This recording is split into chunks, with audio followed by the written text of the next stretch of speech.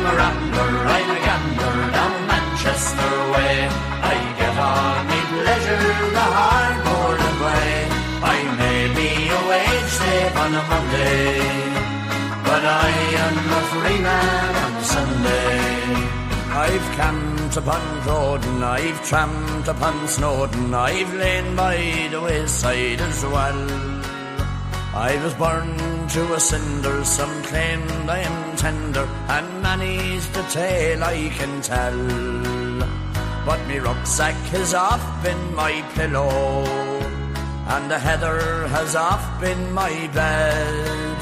But sooner than part from the mountains I love, I think I would rather be dead. I'm a rambler, I'm a gambler down Manchester way. I get all my pleasure the hard-boarded way. I may be a wage slave on a Monday, but I am a free man on a Sunday. Well, I courted a maid-ish bottle by trade. She was fair as the heather in bloom, and the colour of her eyes matched the red in me tie, and I loved her from April to June. But the day that we were to be married, I went for a ramble instead. But sooner than part from the mountains I love, I think I would rather be dead. I'm a rambler, I'm a gambler down Manchester way. I get all me pleasure the hard-boarded way. I may be a wage slave on a Monday, but I am a free man on Sunday.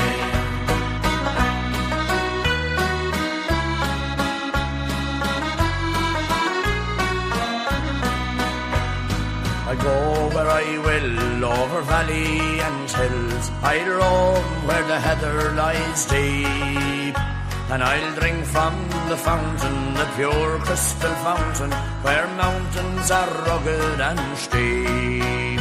And I've seen the white hare in the gully, and the curlew that fly overhead. But sooner than part from the mountains I love, I think I would rather be dead. I'm a rambler, I'm a gambler down Manchester way. I get all me pleasure the hard-boarded way. I may be a wage slave on a Monday, but I am a free man on Sunday. I'm a rambler, I'm a gambler down Manchester way. I get all me pleasure the hard-boarded way. I may be a wage slave on a Monday, but I am a free man on Sunday.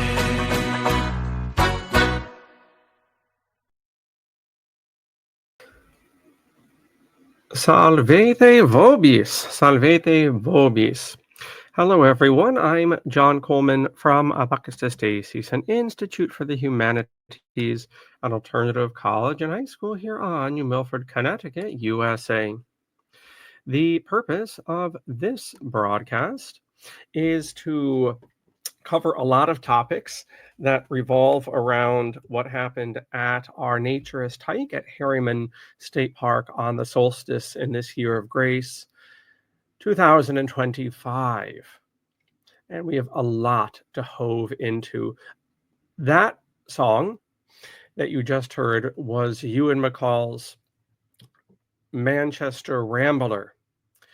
Ewan MacColl was a great socialist songwriter from Britain in the last century, well worth digging into. And Peggy Seeger, his wife, is still kicking, in fact, and still making music. So in this presentation, there will be 3 songs. I hope you go over them and their lyrics in great detail. Those are easily obtainable online or in folk music collections. As it happens, I didn't organize it this way, but the 3 songs, including the Manchester Rambler for part 1 as we enter part 1 of this presentation, all 3 songs are by Ewan MacColl. We have 2 more to go. Please do your due diligence and soak in their message. There's much we have to get into here. We have to remember who we are. We have to remember that we are not regulable trash.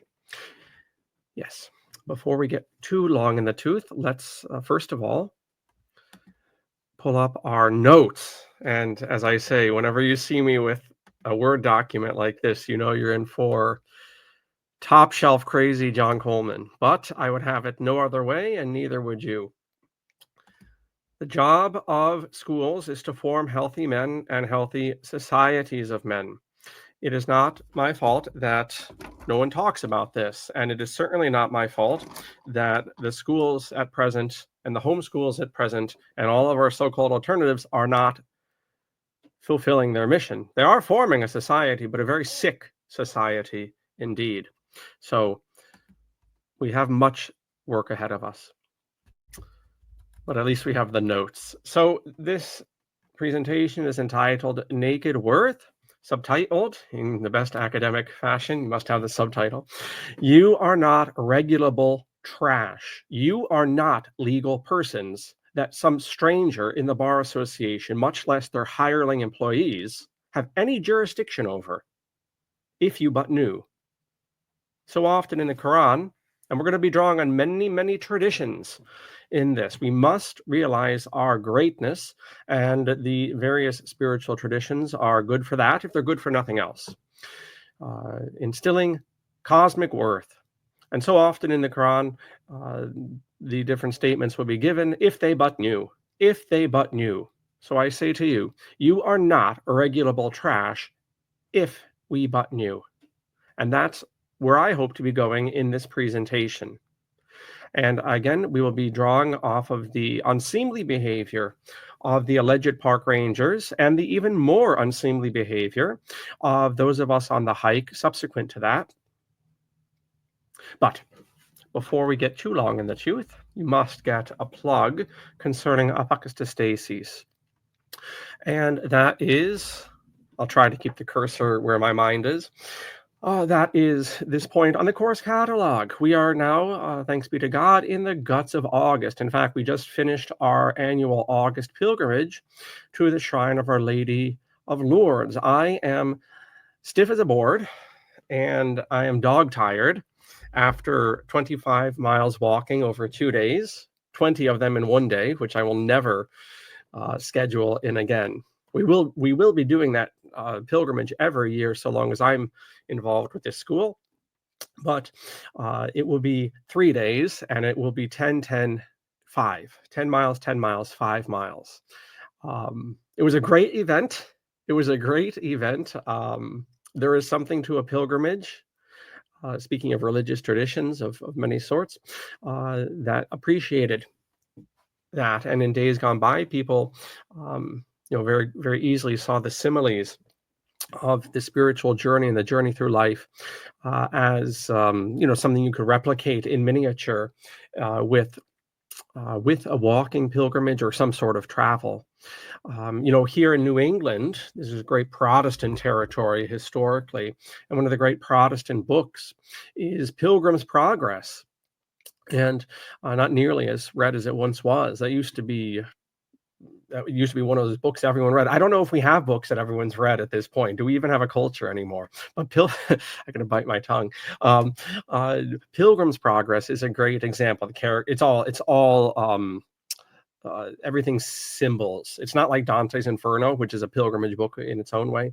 But Pilgrim's Progress, everything's like similes. So the character's name is Christian, and like his 3 kids are Faith, Hope, and Love, and the Slough of Despond. You probably heard of Vanity Fair. Well, Vanity Fair is not a magazine originally, which is probably how you get the reference, but rather a part of Pilgrim's Progress. Anyway, we finished our pilgrimage up lately. All of that is to say we are approaching the autumn semester. And so we are primarily a school here in Connecticut. And whilst we have many works and many fronts, the way we keep the lights on and the best way to keep this glorious work going forward is to enroll in our classes. And academically, something that you will find here is what we call the project, which is our 2-year undergraduate course of study in the humanities. And I even stutter and slow down over that word because the project is so much more than that. It involves the synchronistic teaching of history, literature, art, philosophy in a 2-year time span, um, going through these disciplines all at the same time in unity. Modern schooling, public, private, and home, is inherently schizophrenic because it shatters like glass. It shatters human perception. Right. That's the result of studying math for 45 minutes and history for 45 minutes. And now we're going to have gym for 45 minutes. And now we're going to have English, and nobody ever talks to each other. And there's no unified vision of human life. It's just random knowledge that's thrown at you for, we'll say, 15 years with college. And the purpose of that is to create scatterbrained individuals that can never see things in symphonia. Well, at Apocatastasis, this project, which has various tiers of commitment, it doesn't have to be 2 years full time. We have monthly students. We even have regular broadcasts for our general learning community and our alumni. But I would really encourage you to check out the project and indeed to check out our overall course catalog, dozens of different classes that you can take here in Connecticut if you're able to make it to New Milford, or online.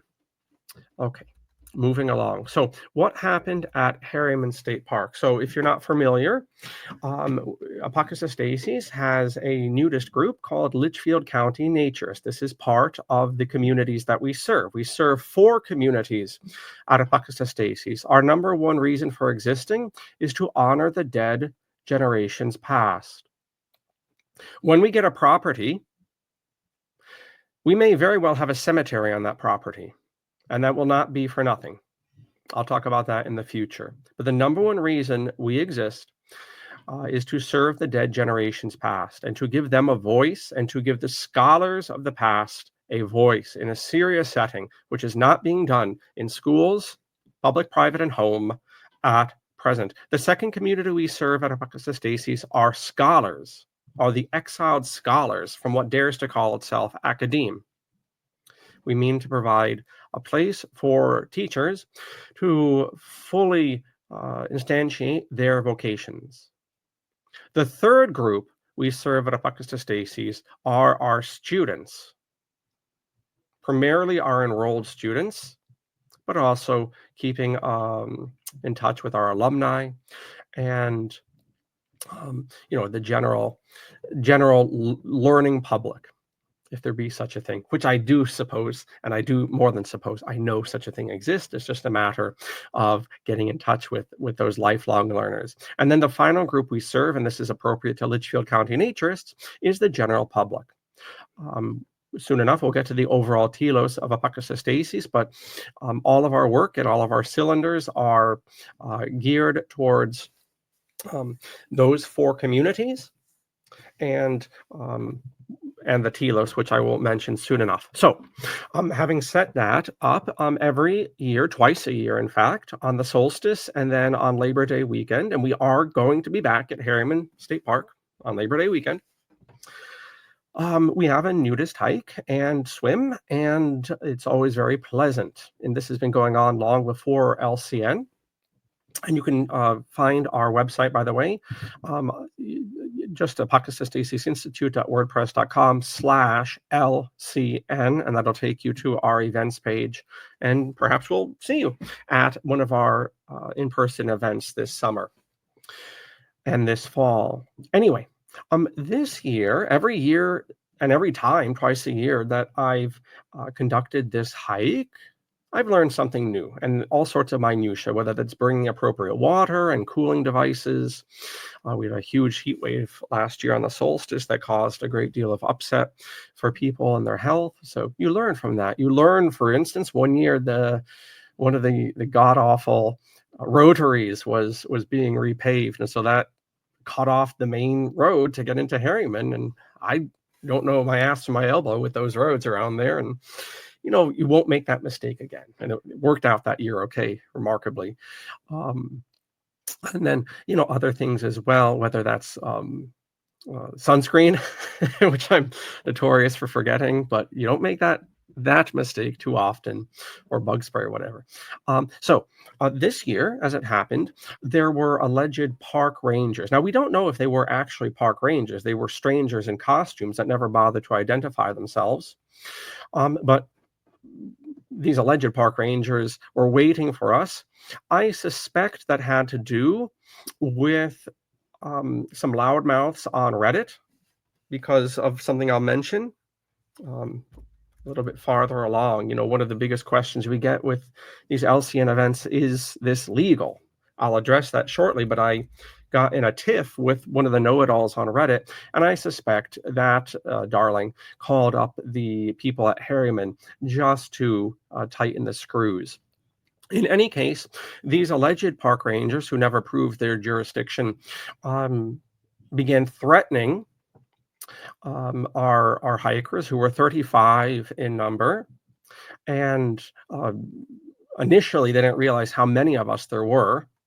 And once they did, they kind of had to stand down, or they'd be in the office all day with paperwork. So they just began threatening and instructing everyone to put on clothing. And so people did.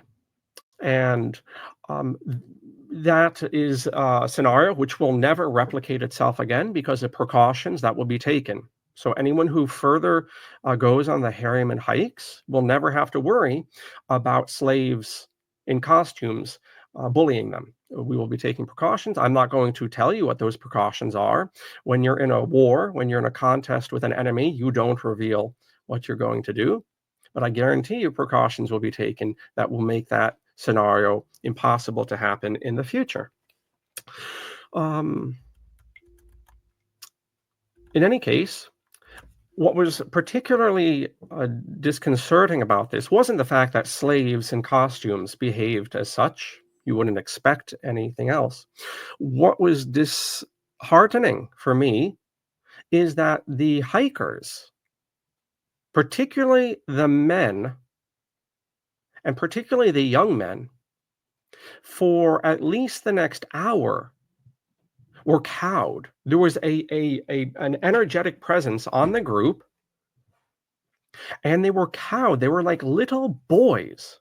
I've never seen anything. I've never seen such pansy behavior in my life than our hikers on the solstice. So, okay, you had a scenario which I had not provided for, right? You live and learn. Okay. The strangers are threatening you. Of course, you listen to them because they're strangers and they're threatening. Okay, that's not a problem. So you put on clothes when the enemy tells you to. It's called duress. Oddly enough, it sounds a lot like dress. I'm saying duress, right? You're being coerced through violence. Okay, that's the intelligent thing to do. When beasts, and I'm going to explain why these alleged park rangers and all legal agents are beasts. I'm not just throwing around words. That's a very specific term. We'll get to that. But when beasts are threatening you, you don't sit around talking to them and fight. No, you do what the enemy tells you, because you are under duress. No problem there. The fact that we put on clothes in the moment, no problem. The problem stems from, again, the energetic legacy of that. After the beasts went down the road in their dune buggy, they're too lazy. Too lazy even to walk. These enemies actually had a little golf cart they would go around in. But in any case, after they had long gone, the hikers were still wearing clothes. They didn't show up. I know they didn't. They showed up on a nudist hike, and yet they were so cowed. They had so lost heart, and they were so fearful, like little children. And I shouldn't say little children. I'm going to say little boys. Because the women on the hike were actually more free than the men. Because the women, the second the enemy turned their back, they stripped off their clothes and got on with the hike. It was the men, and it was the young men, astaghfirullah. It was the young men who acted like pansies. Some of them, a few of them, did not even take off their clothes for the remainder of the hike. This is how defeated they were. So, as I'm always trying to think about, everyone involved in that, the enemy wearing the costume, the so-called park rangers, and us hikers were once little children. Something severely wrong happened in the case of the park rangers, that they became literally agents of fiction and agents of tyranny, and I'm not just throwing out words here, because of their allegiance to the Bar Association, agents of treason. Every legal agent in this country is an enemy. This country, these United States, fought a war against Britain. And that war was primarily over the overreach of admiralty law and the Bar Association in these colonies. Every agent of the Bar Association, down to their rangers and their police, is a traitor to the revolution. And they are spitting and mocking the blood of all the patriots on all the town greens. I'm here in New England. On every town, you have a town green. It's a legacy actually from England, where the settlers from England came. They had town greens over there. So we have them. And on every town green up and down this East Coast, and even to the central states and the southern states, you have monuments to young men 300 years ago who put their lives on the line,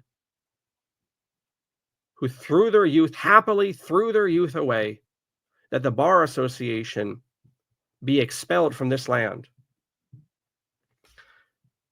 300 years later, or 250 years later, as the case may be, any legal agent is a traitor to that legacy.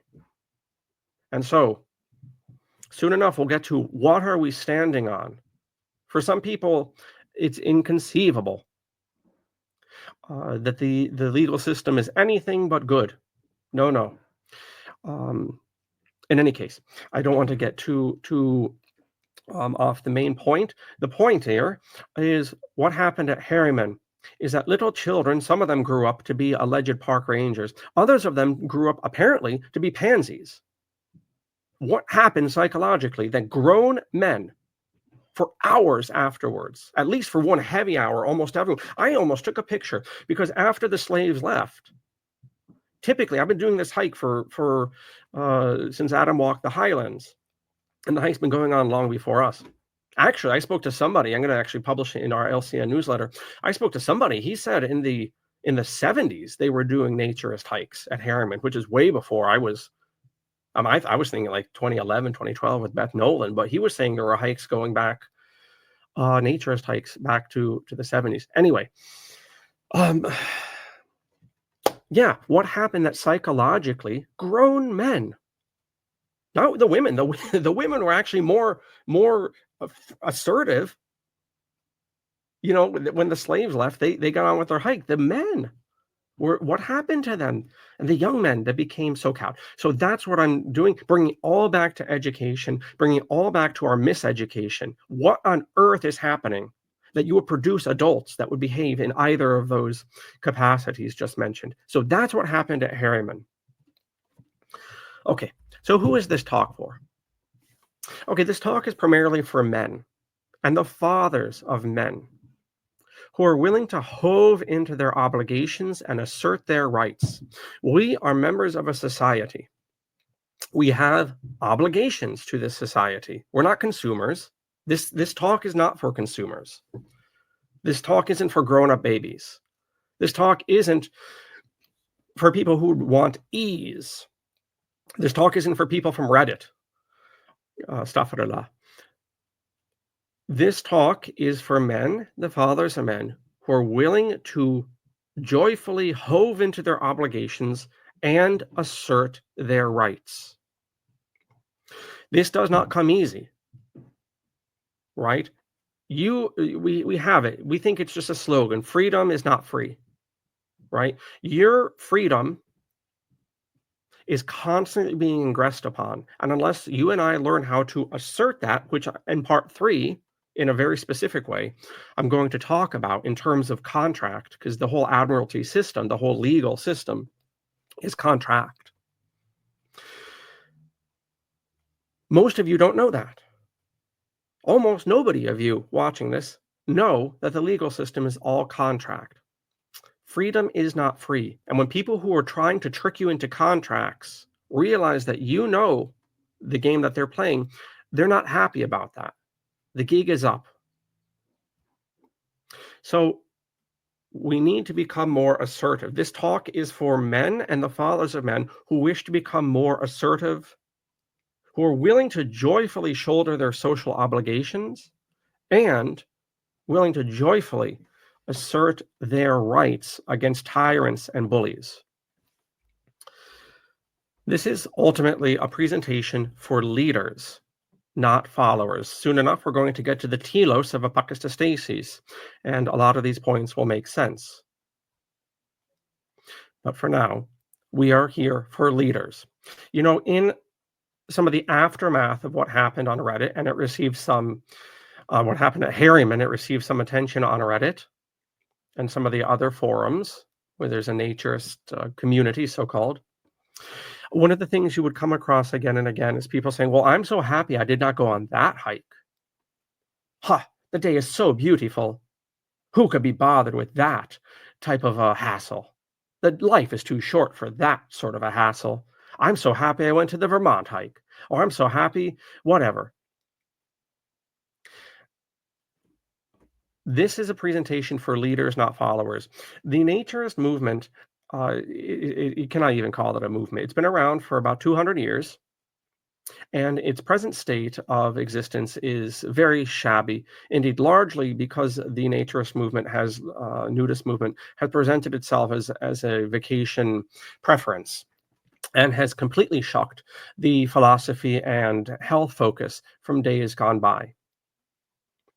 And that's what it is. That's fine. Except very often nudists will complain that there are not enough events. Society doesn't understand us. There are all this misapprehensions. I can certainly attest to that in my own life and some of the disgusting behavior that couple from New Fairfield tried playing with their telephones a few years ago. I'm well aware of the misunderstandings of naturism. But in life, one of the things you'll notice is that just like individuals, groups are very often where they're at because of their own virtues and vices. The nudist movement can blame Puritanism all at once. It can blame media presentations. It can blame all sorts of things. But the reason, largely, nudist practice is so bizarre to most people is the inability of naturists to explain themselves intelligently, calmly, philosophically. And part of it has to also do with the behavior of naturists who are acting like something they're doing is unlawful and wrong and immoral. And so you scuttle around, and we scuttle around as if we're criminals. And naturists almost never talk about that practice. I mean, people keep it very much sub rosa, as we say. Okay, well, you reap what you sow. If you're going to act as if naturism is this taboo thing, why are you surprised when people find it bizarre, when the general public finds it bizarre? Life is too short for that hassle? No, it's not. You're a man. Your job is to fight tyranny. You have rights. When a legal system is pretending it's a lawful system and bullying you around, as happened at Harriman, threatening you with their fines and their prisons and their bars and their whips,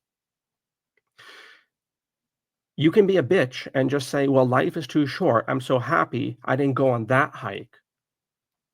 I'm so happy that I didn't have that hassle. That's fine. That's why your ass is in slavery, because you didn't want the hassle. You wanted to be a little consumer, a man-child. On this earth, this is a presentation for men and the fathers of men. Even if you're not interested in nudism, who cares? If you hold something to be true, objectively true, you better go to your grave before you relinquish that. And before you give in to being cowed and bullied by strangers. That's where we're going here. We need to realize we're not trash. You are not trash. That some stranger, some slave in a costume can ride up in a golf cart dune buggy and tell you to do something. And at your age, you start oh-sorrying him. You're like a little Catholic schoolboy. I'm like a little Catholic. I taught Catholic school for 11 years. The Catholic schoolboys weren't as pansy as what happened on the Harriman hike. You're right. I'm right. Please God. That in the moment when a beast is threatening us, fine, you listen to them. When someone puts a knife to your throat, yeah, you give them the money. I'm not saying that was wrong in the moment to put on clothes when the enemy began threatening us. What I am saying, though, is the psychological cloud which hung over the so-called men who attended that hike, particularly the young men. What has happened in our lives that we would let strangers in costumes do that? There was something very dark energetically which happened on that most sunny day. This is for leaders, not followers. Okay, the number one question I receive concerning LCN, as I've alluded to, is this legal? Are naturist hikes and swims in parks and so forth legal? And the answer to that is typically no. But then the subsequent answer to that is it doesn't matter. Apokatastasis is not in the legal system. Nothing we do is in the legal system. That doesn't make it illegal. It makes it unlegal. For something to be illegal, you must have the system rather must have jurisdiction over you, right? If you do something illegal, you are part of a system that has rights over you, or rather over your persons, the fictional statuses they give you. Apokatastasis has no legal status. And as far as I'm concerned, I'm not representing any legal capacity. Now, the state may claim, birth certificate person. I'm not representing that person. Right? There is nothing in apokatastasis which is legal or has anything to do with the Bar Association. It is a completely unlegal work. It is as unlegal as the change of seasons. It is as unlegal as the cicadas that are chirping outside as I'm speaking, as the flowing of the water. We are a natural organization. We are not an organization of art. That's a technical term, artifice. We're not a legal construction. It's very, very interesting. One of the gentlemen, the older men and the women, as I say, behaved perfectly well on the hike. It was the young men that were pansies. But I remember one of the older men on the hike on the solstice. Afterwards, he chuckled, and he made some point. The animals don't have to wear clothes. Why do we? And actually, there's a reason for that. And as far as the legal system is concerned, we've left nature. There actually is. I mean, did you ever ask yourself that? Seriously, why don't the trees need to get a license to change in the fall? Why doesn't the cloud need a license to drop rain? It just does it. We call these acts of God. When an animal dies, he doesn't have to go through the rigmarole and get a vault and a coffin at a legal cemetery. Why do men in this system, why do we allegedly have to do all of this? And the reason is we've left nature through the birth certificate process and then subsequent legal system, which is erected upon that. So the gentleman who brought up that humorous point, he didn't realize the very deep philosophical reality he was up against. And a lot of the subsequent part of this presentation is going to deal with the topic of joinder. So when an agent demands that we do something, they have to prove that we are in their system, which is impossible to do when it comes to anything regarding apokatastasis. And please God, in all of your doings, you can step outside of the legal system in any moment you wish. But in any case, the number one question I get for LCN is this legal? And that follows very often by the second question I get just in general with apokatastasis events. How many people are coming? And in both instances, this shows a follower mindset. Ligare, once we get the word legal, ligare, so legal is a noun, or can be a noun or an adjective. It comes from a verb, as is so often the case. In this case, in Latin, ligare means to bind together. When you tie something together, You've ligaried it without getting into the conjugations. You've ligaried it. You've bound it together. And likewise, how many people are going? Someone who would ask such a question is concerned about a herd, being part of a group. This apokatastasis and literal county natures, and nothing we do is for followers. When you come to our events, just expect you'll be the only one there. You'll probably be right. I mean, we had 2 people besides myself on the pilgrimage. Most of our LCN events, 1 or 2 or 3 people come out. Okay, whatever. You just gotta. Are you men or are you followers? And the proof's in the pudding. But I learned that a long time ago with things. If you're going to wait around for other people to do it, you're going to be waiting a long time. Go ahead with the plan, with everything. So, anyway, why have I been hesitant to talk about this? For years, I have played around with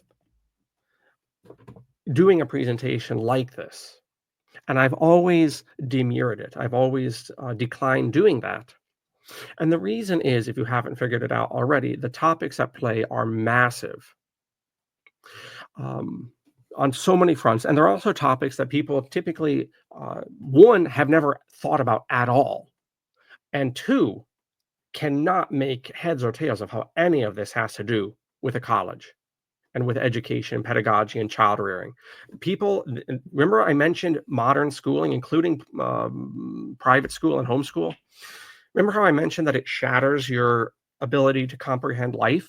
Well, this is why I've been hesitant, because the topics, even so far, that I brought up, most people watching this are not able to see how they connect. And that has to do with how we were miseducated in school, because our concentration was constantly being broken. And this is not assisted now with these telephones that everyone has and their internets and so forth. So the mockery fools will heap on this is certain, because people, unfortunately, in this country, people are they are technically literate, but they are what is more properly called illiterate. So illiterate is not illiterate. So if you're literate, you have a facility and ease with written materials. If you're illiterate with an I, you cannot read. Americans are not illiterate by and large, although our illiteracy rates are rising. That is not the case for most Americans. Most Americans are technically literate, but they're what you call letter A as an apple, literate, meaning men in this country can read, but they do not. They can read signs. They dick around with a book maybe on their nightstand at home. They can read menus. They can read subtitles, but they're not readers. They're not continuous readers. They're not literate in that sense. And so one of the dangers, and this is one of the reasons I've been hesitant to do this presentation, is just the fools that this will bring out to contradict what I'm saying, the mockers. Because people have the ability to read, they believe they have, they have the requisite knowledge. And so there's an arrogance that comes to literacy, even if you don't use it, which is the case for almost everyone in this society. I could care less about mockers. They're quite vexing. And then, a little knowledge is dangerous because of the illiteracy in America, because of the media habits. Most people, if they even watch this whole thing, will not do any subsequent work whatsoever. And so they'll have a bunch of half-baked ideas, and a little knowledge is dangerous, and people really could end up quite damaged by beasts. If they only have this presentation and no reading and no actual research down at the library to go forward, and they just have half-baked ideas, they're getting dribs and drabs for the first time in their life from this presentation that the legal system isn't the law system and we need to stand outside and whatever. One of the other reasons very, very, very much that I've been hesitant to do this presentation is because people will not do their due diligence and will not do any subsequent research on this. If you would like more materials to follow up on, please write me at ApocatastasisInstitute, and I'll provide those. Maybe I'll do a subsequent presentation if you're so interested. But yes, the number one reason I've been hesitant is the gravity and the enormity of these topics. We say in the history profession, for instance, that the plumber starts in the kitchen, and he ends up in the street. And this is a certain simile where, you hire a plumber to fix your faucet, and then he finds out that the handle's broken, and then the pipe is broken, and the joint, what do you call it? The connector is broken. And then, little by little, you find one thing leads to another. This series of books, for instance, The Story of Civilization, actually started because the author, Will Durant, wanted to write a book in the 19th century, and he had to take about 70 years of his life to get up to there, because he kept finding that, stuff in the 19th century started in the 18th. And where did that come from? And he kept having to go back literally to the dawn of mankind. And so the plumber starts in the kitchen and ends up in the street. And the same with this. The enormity of the topics are hopefully self-evident as we move along here. Unfortunately, the nudist movement has largely forgotten its philosophical moorings. Most people don't even realize there were philosophical moorings, thanks to groups like ANAR who present themselves and present naturism simply as a vacation option. So naturism, as I see it, and why I use it as a tool at Apocatastasis, is a very helpful tool in a very physical sense of showing openness, showing earnestness, almost like a child, is earnest, without even, a child can't put on airs, right? And so there's a lot of that when it comes to naturism at Apocatastasis. It's a sacramental, if you know the old definition, the outward sign of an inward grace, if you like. I'm sure I made all the 501c3 Christians angry with that simile, but it's a very much how we use nudism at Apocatastasis. That symbolism of earnestness as seen in the naked body. But anyway, ignorance is not bliss, as the statement says in the affirmative so often. Ignorance is bliss. No, it's not. Ignorance will leave us a slave. Ignorance will make slaves of us, and ignorance is what made us all, including the alleged park rangers, slaves at Harriman Park on the solstice. Every single person was a slave on that hike because we were trained to follow strangers and strangers' orders without any further investigation, right? They didn't provide any identification to us. They didn't try to establish any jurisdiction. They just wore costumes in their dune buggy. And those slaves bullied other slaves. It's interesting, in the gospel of today, I happen to be filming this on the 19th Sunday per anno, and it's the parable of Christ's of the unjust steward who is forgiven a debt by his master, and then this bastard goes around and, the slave that's been forgiven, he goes around and beats up the other slaves for their money. So he's had a debt that's been forgiven, but he does not do the same to the other slaves. And very often you'll see that with slaves, and we saw that at Harriman, is the slaves begin fighting each other, which, if anything, is the modus operandi of this kingdom in America, is to get everyone fighting each other, to get the dominated people fighting amongst themselves. No, ignorance will leave us a slave. The purpose of this is to give us the knowledge how to interact manfully and assertively with legal agents, especially in part 3 of this presentation.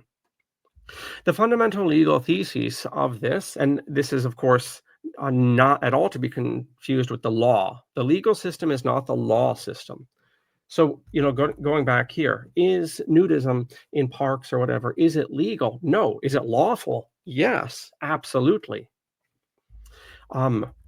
Am I cursing out the legal system? Yes. Am I cursing out the law? No, at all.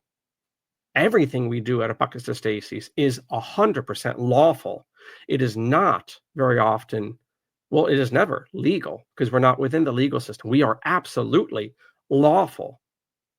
You see what I mentioned about big terms? Most people don't realize the legal system and the law are two different things. We're going to get to that. But as regards the legal system, the fundamental thesis is that we control the terms of a contract. When a stranger comes out of nowhere and tells you to do X, Y, and Z, including putting on clothes on a solstice naked hike, the ball is in our court. Now, at that moment, at Harriman, that was not appropriate to do because mea culpa, I was blindsided by the enemies that showed up, and it would not have been appropriate. It would have been a scramble at that moment. That will never happen again. That blindsiding will never happen again on that event or any subsequent event. But we control the terms of a contract, and that's true for any legal interaction whatsoever. A legal agent is insisting that you make a contract with his system, right? And you try to avoid them. We'll get to that. But if they are not going to let up, then you must take the bull by the horns and must understand your worth. This is the whole purpose. I said, nudism at Apocatastasis, it's a sacramental. It's an external side of an internal reality. Naked worth. Naked worth. You have worth. When a stranger comes to you and tells you to do X, Y, and Z, and for our Canadian viewers, X, Y, and Z, okay, and leave me alone, please, slave, go away. And they insist, no, put on clothes, whatever. No, you're driving too fast. You got to sign this ticket. No. At that point, if you realize your worth, take the bull by the horns. You're now going to establish the terms of that contract. Okay. The trick of the legal agent is indeed to get you to act outside of being a man, to make joinder. Remember that gentleman I mentioned? He chuckled, look at the dogs on the hike. People are always walking dogs at this park. The dogs don't have to wear clothes. Why do we? Because those alleged park rangers were making the assumption that we were operating legal persons. We, if we were doing that, would have stepped outside of nature. And that's the trick of this system. In the legal system, there is a series of maxims or rules of thumb. They're very sensible, in fact. If you read them enough, you'll start seeing them in your daily life. You'll start seeing their sense. There's great wisdom to them, the maxims of law. And one of them is and this is very appropriate to this point about joinder, the creator controls. The creator controls. This is the law, behind colonization. Why, look in this country, why when colonizers come into a new land, or the Zionists in so-called Israel now, that's a modern example of what happened in America 300, 400 years ago. When colonizers come to a country, why do they eradicate the previous institutions and peoples? Well, the reason is the creator controls. If there's a group of people that's on the land before you, they have rights to the land that are greater than the colonizers' rights. That's why the Indians were massacred here in America.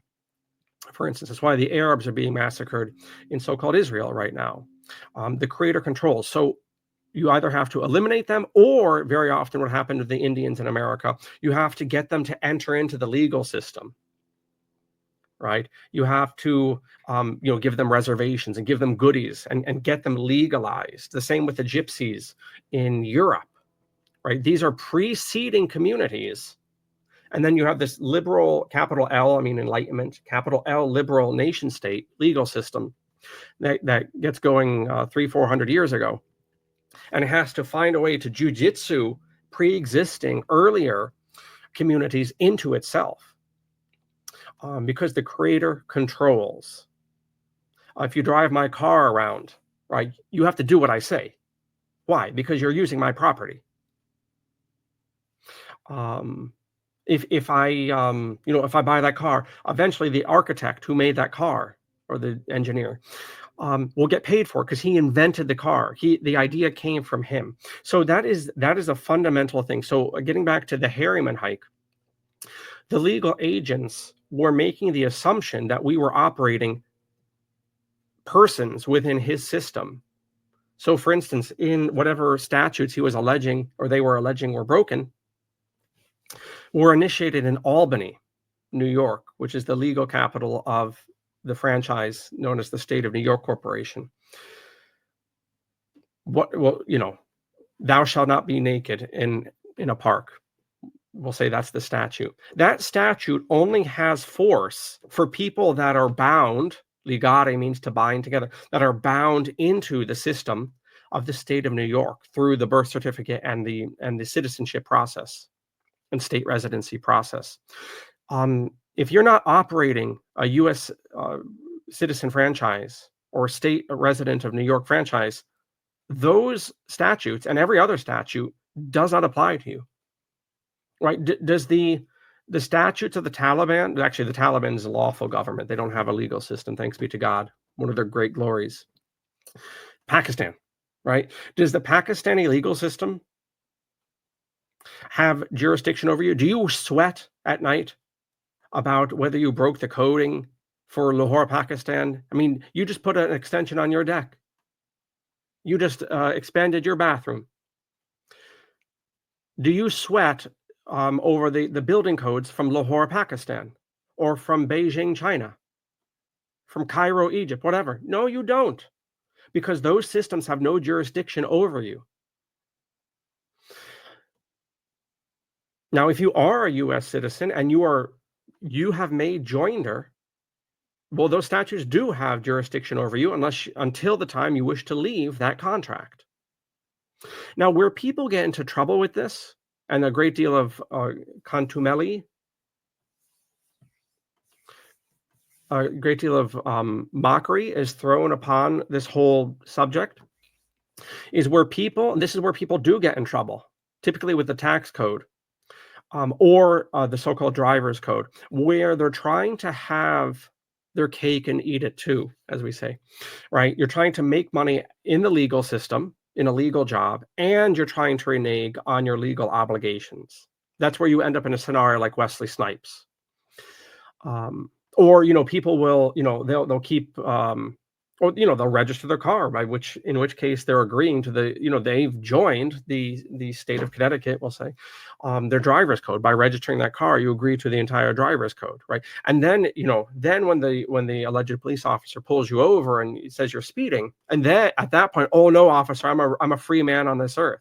Well, no, the reason you end up like Wesley Snipes in jail, or you end up being tased or something in these so-called traffic stops, is because you're trying to have a foot in both worlds.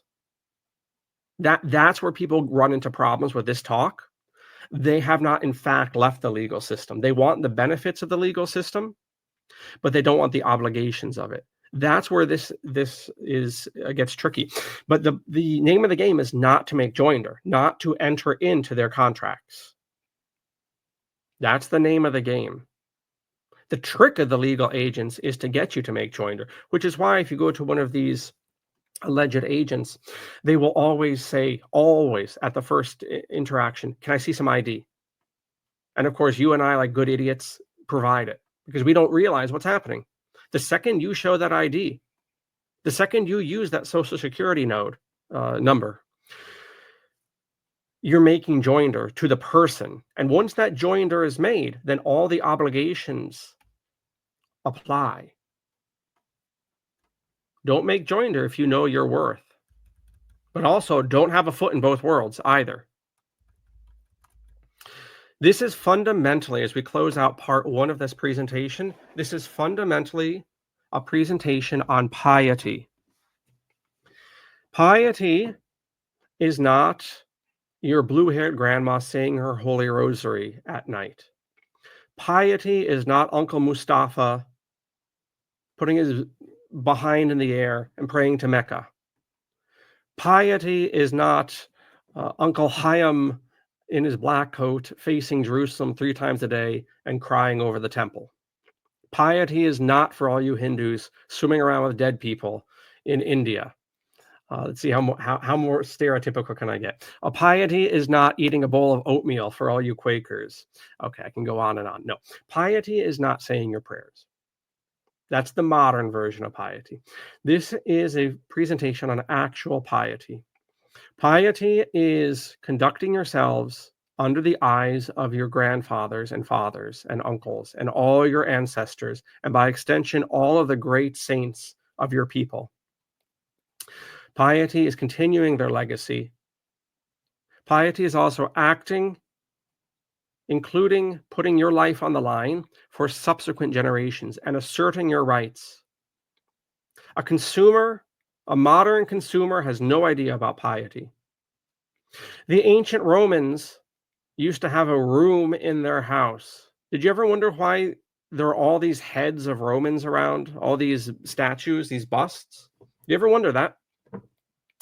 The reason for that is the patrician Romans used to have a room in their house, and they would have the room stuffed with hundreds and hundreds of years of their ancestors' portraits, those busts. And those busts were painted, by the way. Those were colors, which is a different feel altogether to those statues we always think of as white. And the point is, the Romans would go into this room and basically download the greatness. They would meditate on the greatness of their ancestors. And, Uncle so-and-so, he conquered this tribe, and this guy did this, and this was a great patriot in his day. And you would sit there and you would channel your ancestors. That is piety. Piety is Aeneas from the Virgil saga, the Aeneid. Pious Aeneas, pious Aeneas, pious Aeneas. He's always referred to as pious Aeneas because pious Aeneas lets nothing get in his way from his mission of starting Rome.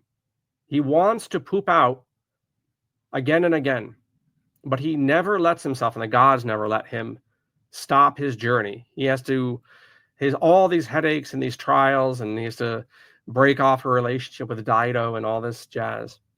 But he has many distractions, but he always keeps his eye on the prize. And the reason is piety, because as happens twice in that poem, he sees a vision of the children and grandchildren for many hundreds of years out after him that will come from his penis and come from his line of blood. And if he stops in journey, if he just tuckers out, like we wanted to tucker out on the pilgrimage the other day, had 5 miles to go. It was very nice if we just cuddled up in the side of the road. Would have been very, very comfy, but we had a long way to go and a short time to get there. If Aeneas had tuckered out like that, all the greats of Rome and all the heroic daring do would never have happened. That's the point of Virgil's story, piety. This presentation is a presentation on piety. It is not a presentation on comfort. It is not a presentation on fitting in. This is a presentation for pious men who are willing to assert their rights, because if we are such doormats that we will not do that, we will never have a healthy culture. And that is the purpose of Apokatastasis. So we're going deep here. We're talking about naked worth. We're using the event at our nudist hike as an illustration of this. I hope that these sentiments have an application beyond people who are not interested, who are interested in naturism. I hope that the people of many backgrounds who have no interest at all in nudism, I hope they can all take away the fundamental principles here of piety and education and what type of a society we're forming. These topics, of course, have great resonance. This concludes part 1. We will carry on soon enough. We have a song now as our intermission.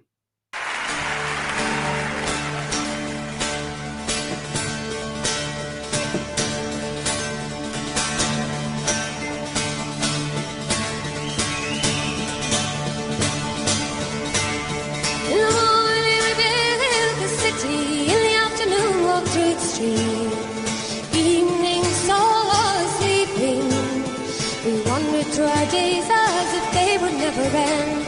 All of us imagined we had endless time to spend. We hardly saw the crossroads and small attention gained to the landmarks on the journey from the cradle to the grave, cradle to the grave, cradle to the grave. Did you learn to dream in the morning, up on the dreams in the afternoon? Wait without a hope in the evening. Did you stand there in the traces and let them feed you life? Trail along behind them wearing blinkers on your eyes. Did you kiss the foot that kicked you? Did you thank them for their scorn? Did you ask for their forgiveness for the act of being born? Act of being born, act of being born.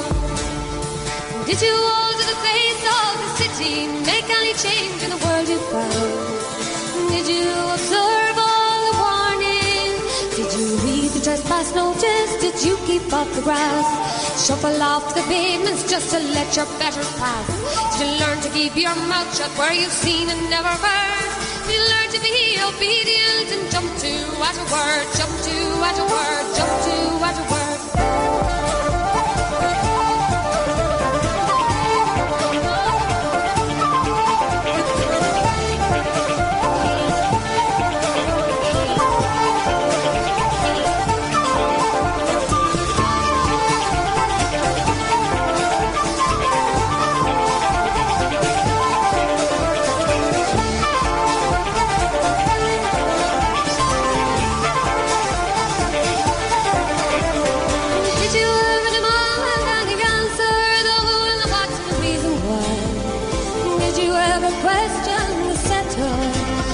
Just stand aside and let them choose while you took second best. Let them skin the cream off and then give to you the rest. Did you settle for the shoddy and did you think of right?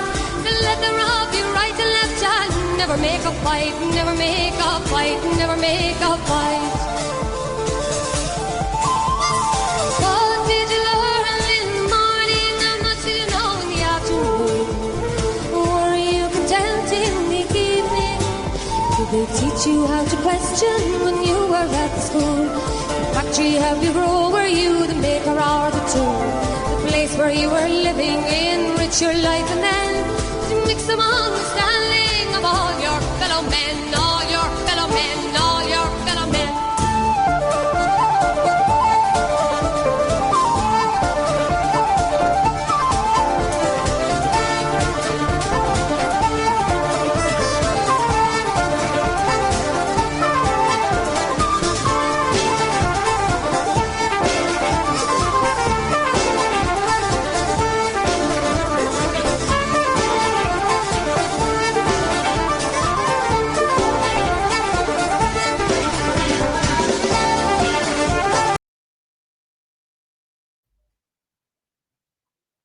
And we're back. So we'll get queued up here and move into part 2 of this presentation. Who are we? We must remember our naked worth. That's what was missing on the solstice hike. That's what the rangers forgot, and that's what we, the hikers, forgot. Let us remember this. Part 3 of this presentation will deal with protecting ourselves from the legal system, from legal persons, and we'll focus largely on the points of contract. When a legal beast insists that we make a contract, the ball is always in our court, if we but knew. So that song, as we queue up our notes here, that song was The Ballad of Accounting. The singer was Karen Casey, but the lyricist, once again, was Ewan MacColl, the folk singer of the last century, British folk singer, Ewan and Peggy MacColl.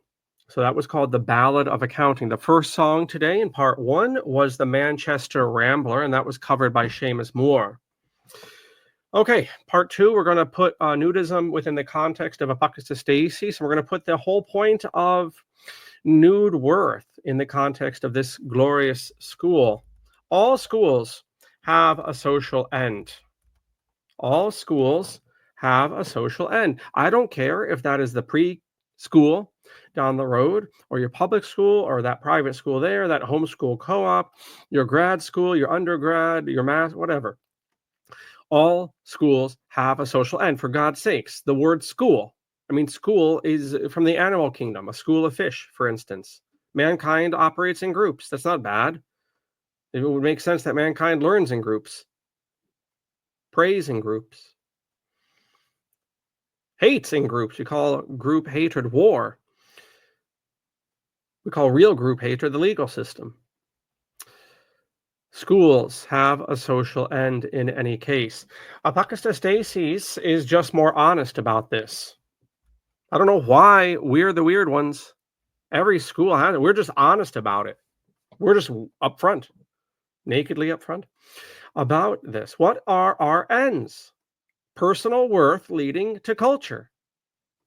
You know, Dr. Fisher and I had a talk the other day, and he very keenly noted that he has probably never heard me talk where I did not mention culture, because that is the soil from whence all good human combinations come. You're wasting your time with religion and with economics and with politics if you do not have a solid culture.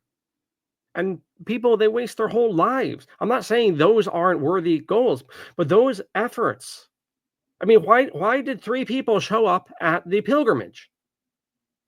Because we have a lack of culture.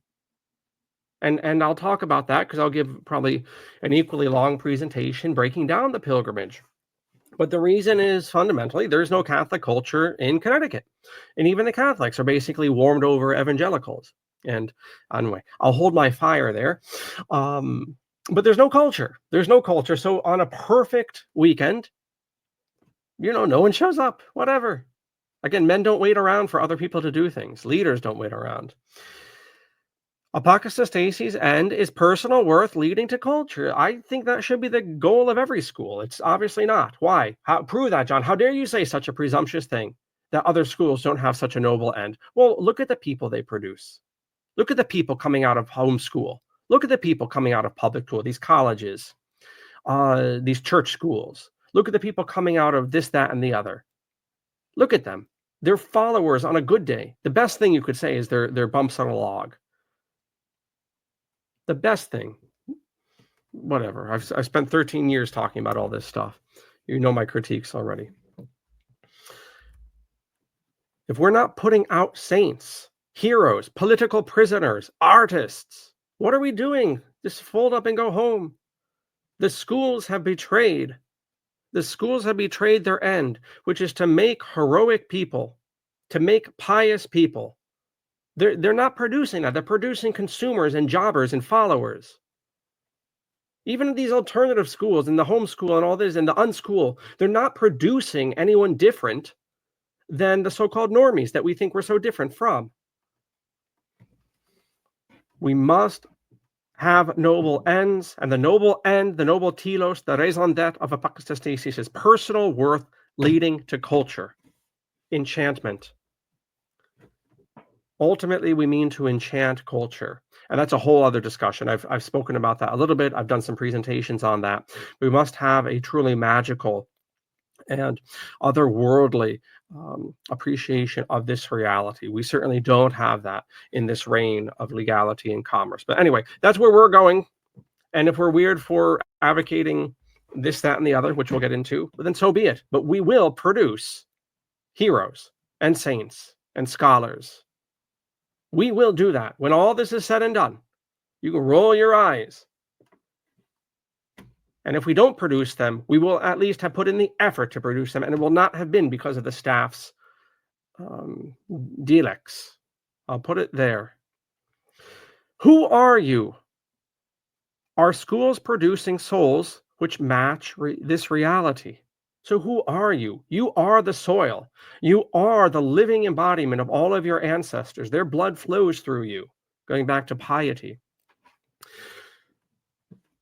From you and your spirit and your loins will come other people. Even if you're a cloistered nun, we visited a convent the other day on our pilgrimage, right? Those women will never give birth to children. And if they do, they're going to have a big talk with the bishop. But they will never, and yet we refer to them as mother, mother superior. The abbess is called mother. Priests, they don't have children. Muhammad is not the father of any of your men, Abu Bakr said. There are other ways to sire children than the physical. But from us, in any case, piety, either spiritual children or physical children. Who are you? You are the inheritors of the best of culture. You are the writers, the correctors, that is to say, righting a wrong. You are the writers of whatever delicts the past generations got into. All generations have their delicts. Who are you? What you are not is some person regulable by agents in costumes. You are not regulable trash. That's what happened at Harriman Park. That's why I'm donating this time and to present this, to re-record and re-record. This is not the first time I've given this presentation because I wanted it to be like a samurai sword. I wanted the point here that you are not trash, and we acted like trash, every single one of us, but particularly the men at Harriman. We are not trash. We need to remember our nobility. So let us remember that, indeed. Are schools producing souls which match this reality? Of course not. We're producing followers, jobbers, bitches that are afraid of credit scores, afraid of background checks. I mean, pansies that would even agree to such a thing. Can you imagine a grown man had such little respect for himself that he would agree to a background check? And more importantly, a grown man is so bugged out on fiction that he thinks there is a background to his artificial corporate person that can be checked. When someone asks you for a background check, literally just turn around and show them your back. That's the only background check there is. There is no background because there is no actual legal person. The whole thing is make-believe. I'm reminded of the verse from the Holy Bible, Proverbs 28:28. The wicked flee when none pursue. The wicked flee when none pursue. That's what happened at Harriman. For an hour after, for some people, for the rest of the event, they were acting as if they had done something wrong and they would not even get naked again. I think I set up for this and I forgot to say it. After the slaves went on their way, the women stripped off, and by the smell of it, they had a joint or two. The men, though, who typically would all go into the water because the slaves said don't swim, the men, so-called, were all dressed. The women were naked, smoking a little bit, and then they went into the water. The men were up on the hill like little boys, cowed. I've never seen such defeated behavior, especially from the so-called young men. Schools, clearly, with that illustration, are not producing people who know their heroes, people who know their greatness and their naked worth. They're producing pansies. I don't know how to keep saying it. So this means they do not have integrity. Again, here's another word like piety, which has been largely forgotten. So just like they tell you now, piety is going to your 501c3 corporate whore church and giving them a bunch of money, right? That's piety. No, it's not. No, it's not. Piety is saying your daily devotional. No, it's not. That Christian understanding of piety only makes sense when it sits on the shoulders, as so much of Christianity does, and at one point was very proud to acknowledge, on the shoulders of previous so-called paganism. And it is the pagan understanding of piety which only makes the Christian understanding of liturgy and so forth sensible. If you don't understand the classical or pagan Greco-Roman idea of piety, then it becomes this nonsense of grandma says her rosary every night, Uncle Mustafa he's praying to the Quran all day, whatever. That's not piety traditionally understood. Likewise with integrity. We are told in this soulless society that integrity isn't stealing the silverware at the restaurant. Integrity, if someone overpays you at the counter, integrity is letting them know that and not pocketing the money. which actually happens quite a bit. I worked a lot in retail and fast food, and those mistakes happen often, and very often the workers will just pocket the money.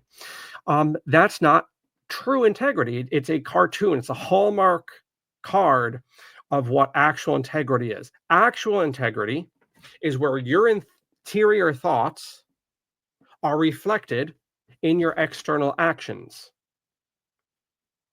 And so when it comes to schools, they are not producing souls which match reality. The soul comes from the soil, it comes from their ancestors, it comes from the Most High God, the creator and sustainer of this world. That is what we are doing on this earth. And you can pull from any religious tradition you want on this point. And this is the fundamental point. I'm not saying all these things are interchangeable, but on this point, there's a unity, and you can draw great strength from the various mythologies of different spiritual systems. The fundamental worth and divine origin of man. The schools, public, private, and home, religious and secular, are not producing souls of integrity, meaning the reality of who the soul is not lived out in their behavior. And that's what happened at Harriman. Sparks of God, sparks of greatness, sparks of sanctity and heroism. That's who went on that hike, whether those were the alleged park rangers or the nudists. And what happened was all of us acted like persons, legal, regulable garbage. The reason we did that, the reason we forgot who we were on the solstice, every single one of us, the reason that happened is because largely of the way we were instructed in school. We are not men of integrity. Because if we knew that we are heroic souls made in the image and likeness of God, we would not have acted like the regulable trash of the Bar Association. They're the persons of Albany. Getting back to our telos, Apokatastasis has 4 insanities. I've briefly talked about some of these more than others, but the day will come there'll be a unified presentation. We've talked about the 4 communities we serve, but there are 4 insanities you're going to hear me talk more and more about. And when the time is right and we get our property, these will be physically manifested.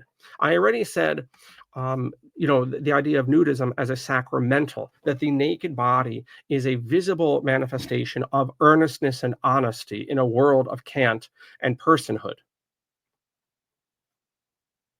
A world of masks. There's a great Billy Joel song called Masks you ought to look up. We're all wearing masks. Well, not if we're naked. The naked body and the naked group is a physical manifestation of, please God, our internal dispositions of honesty and openness. I've talked about that. When that day comes, please God, that we get our property, and that's often the distance, because first of all, I need to really explain in black and white, what we're doing. I've been doing that for 12 years now. We will continue to do that. You must have principles. You must constantly go back to principles. But our 4 insanities, the dead generations past. I want a cemetery on our property. In every funeral home, you probably don't know this, in every funeral home in this country, there's a closet.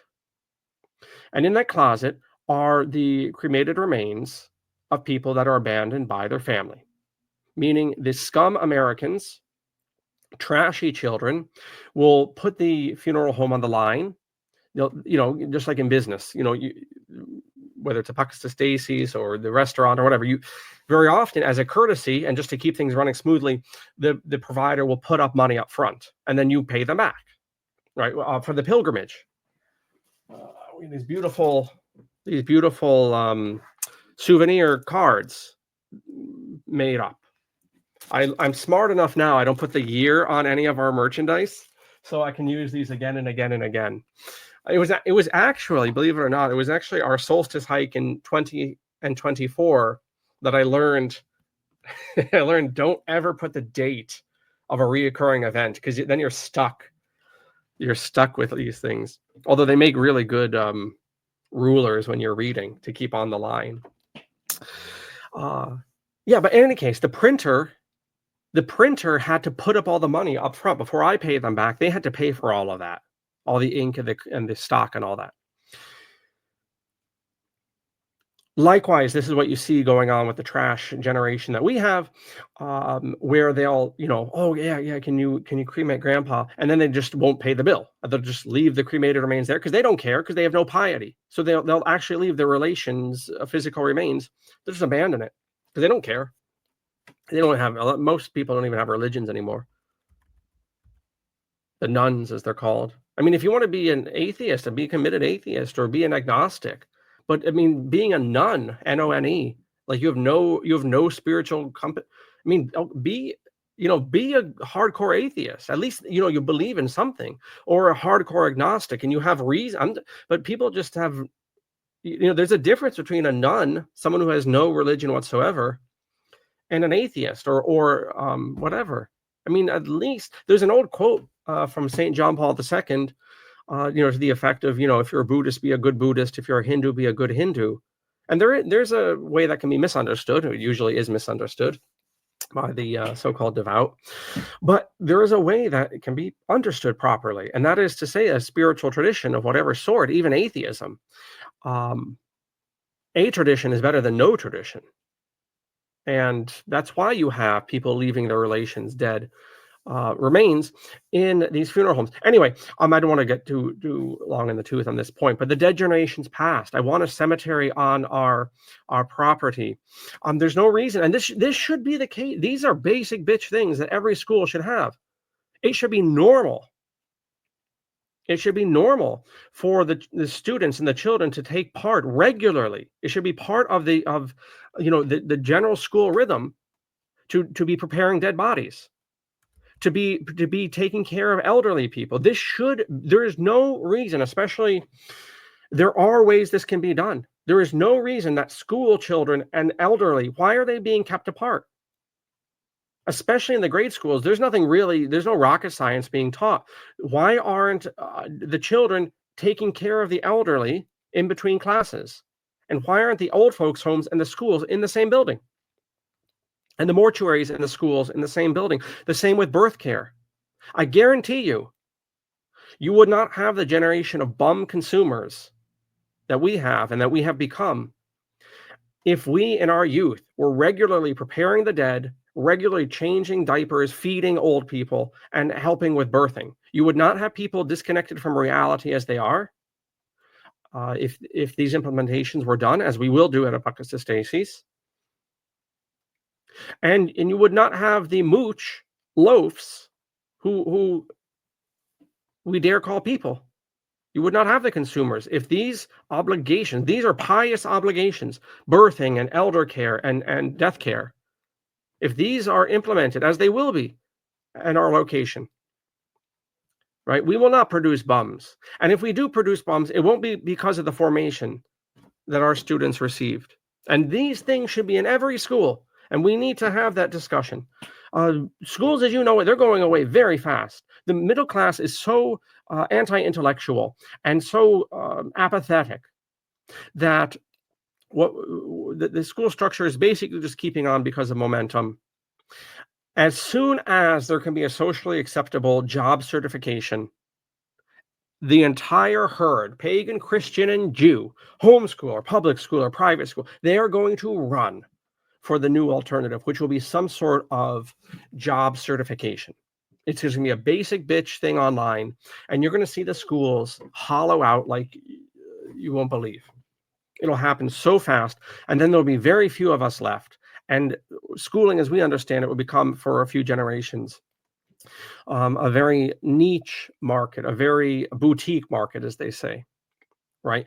Schooling, as we know it, and as we instructed at Apocatastasis, is going to be like horse and buggy makers. There are, in fact, horse and buggy makers still around, but because of the automobile and the scooter, this has dramatically, to vanishing point, shrunk the amount of horse and buggy makers. There are still people who take photography and make photography on wet plate collodion or old-fashioned darkroom development with film. But those people are very, very small. And likewise, schooling as we know is about to shrink tremendously because of the nature of the middle class, which once was notorious for its vociferous love of learning and future preference and so forth. All of that's gone away. And so if the dummy middle class, anti-intellectual and lazy, can be given, and more importantly, because they're middle class, if there can be a socially acceptable alternative to schooling, which is just as simple as some snazzy program with a good marketing department. As soon as that can come down the pike, and the other middle class followers see that other middle class followers are following other middle class, and then they'll all go very, very quickly. And so the people that are still interested in formal instruction will be quite small, and we'll go back actually to an educational world, which would have been much more common, for instance, in the 18th century and before. All right. Anyway, to our four insanities, part of that, and I think I kind of introduced something of that, is really having that discussion for the time being of letting people between the ages of 15 and 25 out of school. I see no real point, given the nature of the children that the middle class are producing and their attitudes by their 15th to 25th years, which are interested in about everything else but learning. They want to make a lot of strangers rich with their little jobs, and they want to chase tail and get drunk and whatever. I don't see how any of this is consistent with the academic life or academic success. I think we're just wasting time for most people in that age bracket to be in school. There's been a tremendous prolongation of adolescence and indeed of childhood. And we might reckon someone of 20 years of age with the mental capacity of someone of 10 years of age from just a few years ago. And we do have to take that into account. As far as I'm concerned, it's pretty much a waste of time to be educating anyone between the ages of 15 and 25. There's a way we can still make that available to everyone if the true souls, the true learning hungry souls are out there, but most of them aren't, right? I've been around in so-called alternative school for 20 years. I'm telling you that the parents and the students in the teenage years in the early 20s are just keeping up effects. If they could, in fact, I've had some of them tell me this explicitly, if they could just use the kid for free labor and it'd be socially acceptable and legally acceptable, they would do it. And I think that's a deep down conclusion most people would go in for. I think it's time to stop wasting teachers' time, and part of that's going to be pretty much retiring 15 to 25-year-olds. And in other words, by the time you're 25 years old, maybe you have the mental capacity of a 15-year-old. And part of that isn't just personal flaws. Part of that is the wave radiation that we're around, the fluoride in the water, the estrogen in the water, and so forth. So there's a lot going on there. As I've alluded to, especially in this presentation, nudism. I think schools and families ought to introduce this, again, because it has this external side of an internal reality of honesty. And then hopefully there are more insanities down the line, and hopefully they're coming from you, right? This is not the John Coleman Hour. ApocatastasisInstitute and all schools are what we make them. They're what we make them. You should have carte blanche. You should be talking about this with your own homeschool co-ops and your public schools and your colleges. How insane can we be to get to the fundamental telos of making agentic, heroic souls? We're not doing that now. We're making followers who go to church a little bit more. They cuss a little bit less. But they fundamentally, and I'm telling you with 20 years in this so-called alternative education, the children coming out of these homeschools and so forth, on these private schools, they fundamentally, and their parents, just want to be bourgeois. They just want to fit in and have a job and die once they bought a bunch of stuff and get too old. I mean, they're not fundamentally different than the souls that are put out by the big bad public schools. What are we doing all of this for if we're producing the exact same people? That's where I'm going with all this. So hopefully you will come up with your own insanities to implement in your own schools. And we'll get a few more here to Apocatastasis. Right? You're going when I really start talking about the, putting elementary schools in senior care centers and embalming the dead, between high school classes, then you're gonna you're gonna wish for the quaint old days of the crazy nudist stuff at Apocatastasis. This will be peak crazy when that time comes to really lay this out. Anyway, what happened, getting back to Harriman, was a lack of self-worth, especially in the young men. And I had a discussion with somebody who was on the hike years ago, a committed veteran, and this gentleman, he said, "Oh, I was up at the Vermont Naked Bike Ride, and there were more women this year." Because oftentimes nudist events can be quite sausage fests. And in this case, this wasn't so. And, he had interpreted it as, oh, look, women are more comfortable with their bodies. And actually, I don't think that's the case. I think what's happening now is men are being so effeminized, and they're being so cowed by pornography, that they're becoming just as insecure as women. So it's not that there are more women involved in nudism, it's that the men are becoming so effete and so insecure in themselves because of their media influences, and they're so bourgeois, and they're always comparing themselves to whatever's on their television screens. That's why you tend to see more women now. It's not that there are actually more women in naturism, but rather that the men are just becoming more cowed. They're becoming more vain than the women. The power of myth. This concludes part 2 here. The power of myth. Our schools and our families are producing followers who have the horizon of the bourgeois, of wanting to fit in, wanting to have a job, not wanting to rock the boat. Throw all of that out. Let us look to the martyrs of many religious traditions, old Bilal under the sun, Rosa Parks on the back of the bus. Actually, today is the 10th of August, although he's in the back seat liturgically, St. Lawrence, right? St. Lawrence. It's a Sunday, so in Catholic land, the saints usually take a back seat on Sundays. But in any case, St. Lawrence roasted on a gridiron with the deacons of Rome. Bobby Sands, all the millions of political prisoners in America, the January 6th political prisoners. We can go on and on. Look at greatness in the past. Read the great religious texts. Forget all the bourgeois stuff that we were taught. We need to reprogram ourselves to know our naked worth.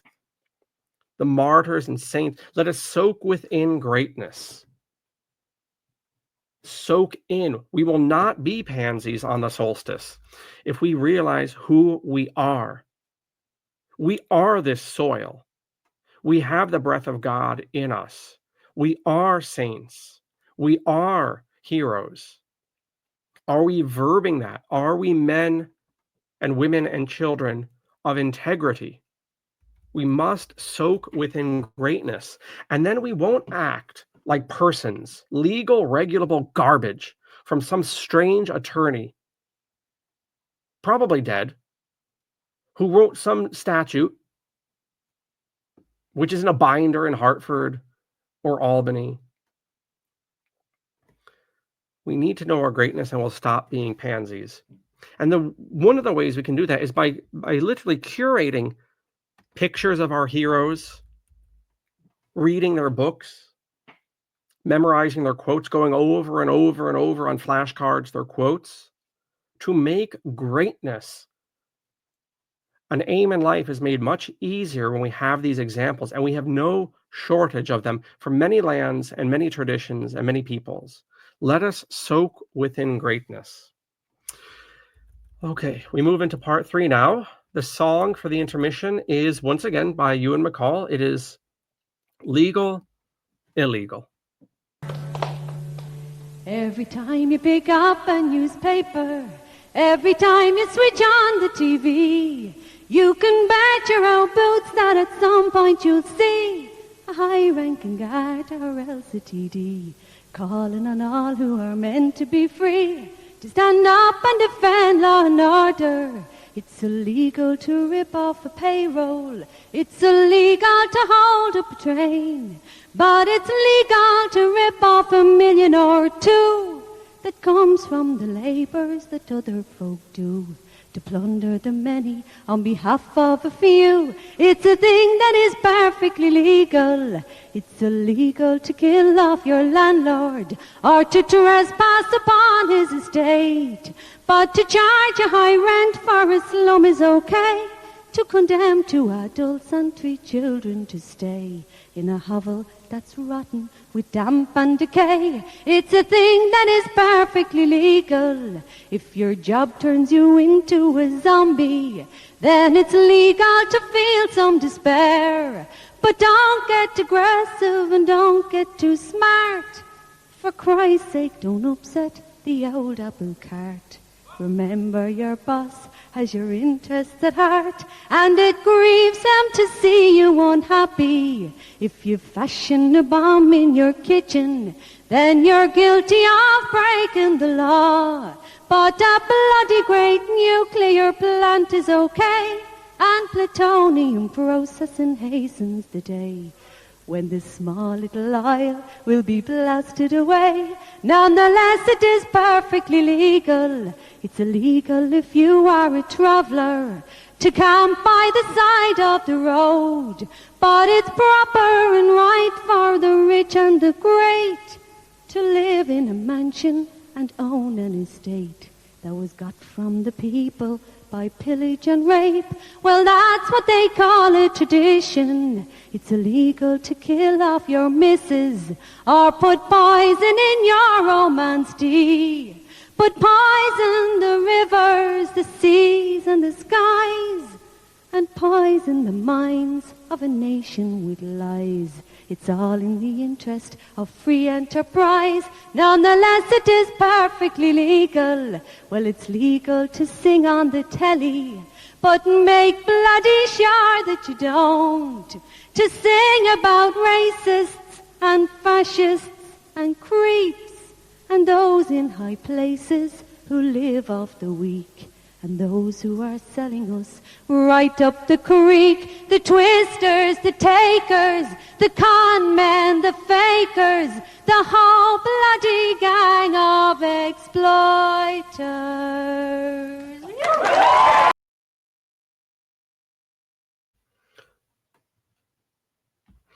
And we're back now for part 3 of this presentation. Naked Worth, you are not a regulable trash. Now we're getting into some legal specifics here. So we cue up the camera and the notes for our last stretch. To poison the mind of a nation with lies. That is what our family rearing and educational practices are doing at present. Let us knock it off and no longer do that. That song again, number 3, and the last song of this presentation is covered there by Karen Casey, and once again written by Ewan MacColl. So the 3 songs we've gone over, all by Ewan MacColl, are The Manchester Rambler, The Ballad of Accounting, and Legal Illegal. They were covered, Manchester Rambler, oddly enough, all 3 were covered by Irish singers, though MacColl was English. I think it might have been Scottish, but British, let's say. But Seamus Moore is Irish, Karen Casey's Irish, and that last singer obviously was Irish. So interesting there. Okay, so part 3, there's our song. All right, neighborliness. Let's talk about neighborliness in the context of what happened at Harriman.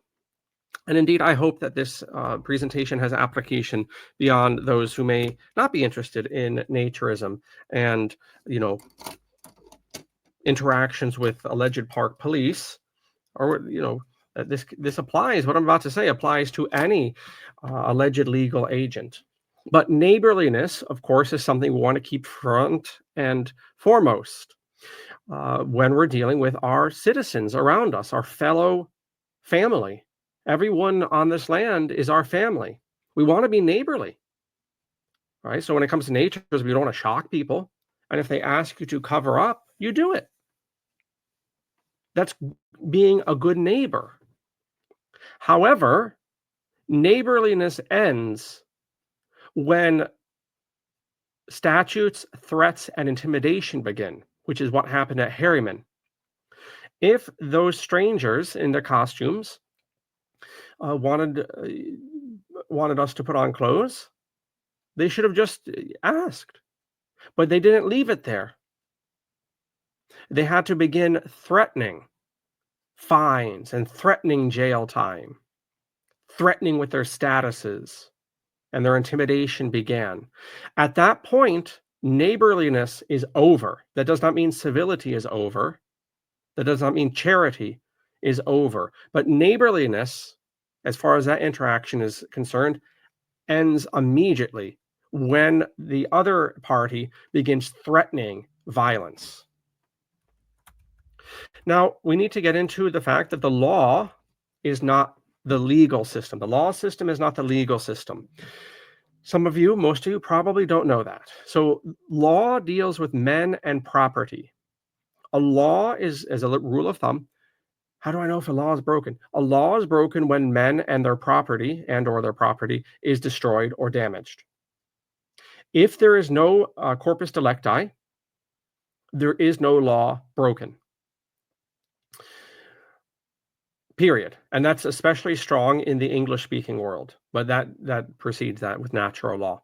Law always deals with men and their property, and you can do anything you want, naked hikes included, so long as men and their property is not damaged. Period. You are, and we were at Harriman completely lawful, and we will always be lawful. And everything Apocatastasis has done has always been lawful. However, the legal system, in other words, law is predicated on justice. The legal system has nothing to do with justice. The legal system is predicated on persons and the obligations and benefits attached to persons or statuses. So that's the mechanism. Everything legal has to be attached, legate means to bind after all, has to be attached to a legal person, ultimately the birth certificate corporation. You can look up or you can ask me, I have plenty of resources on this point.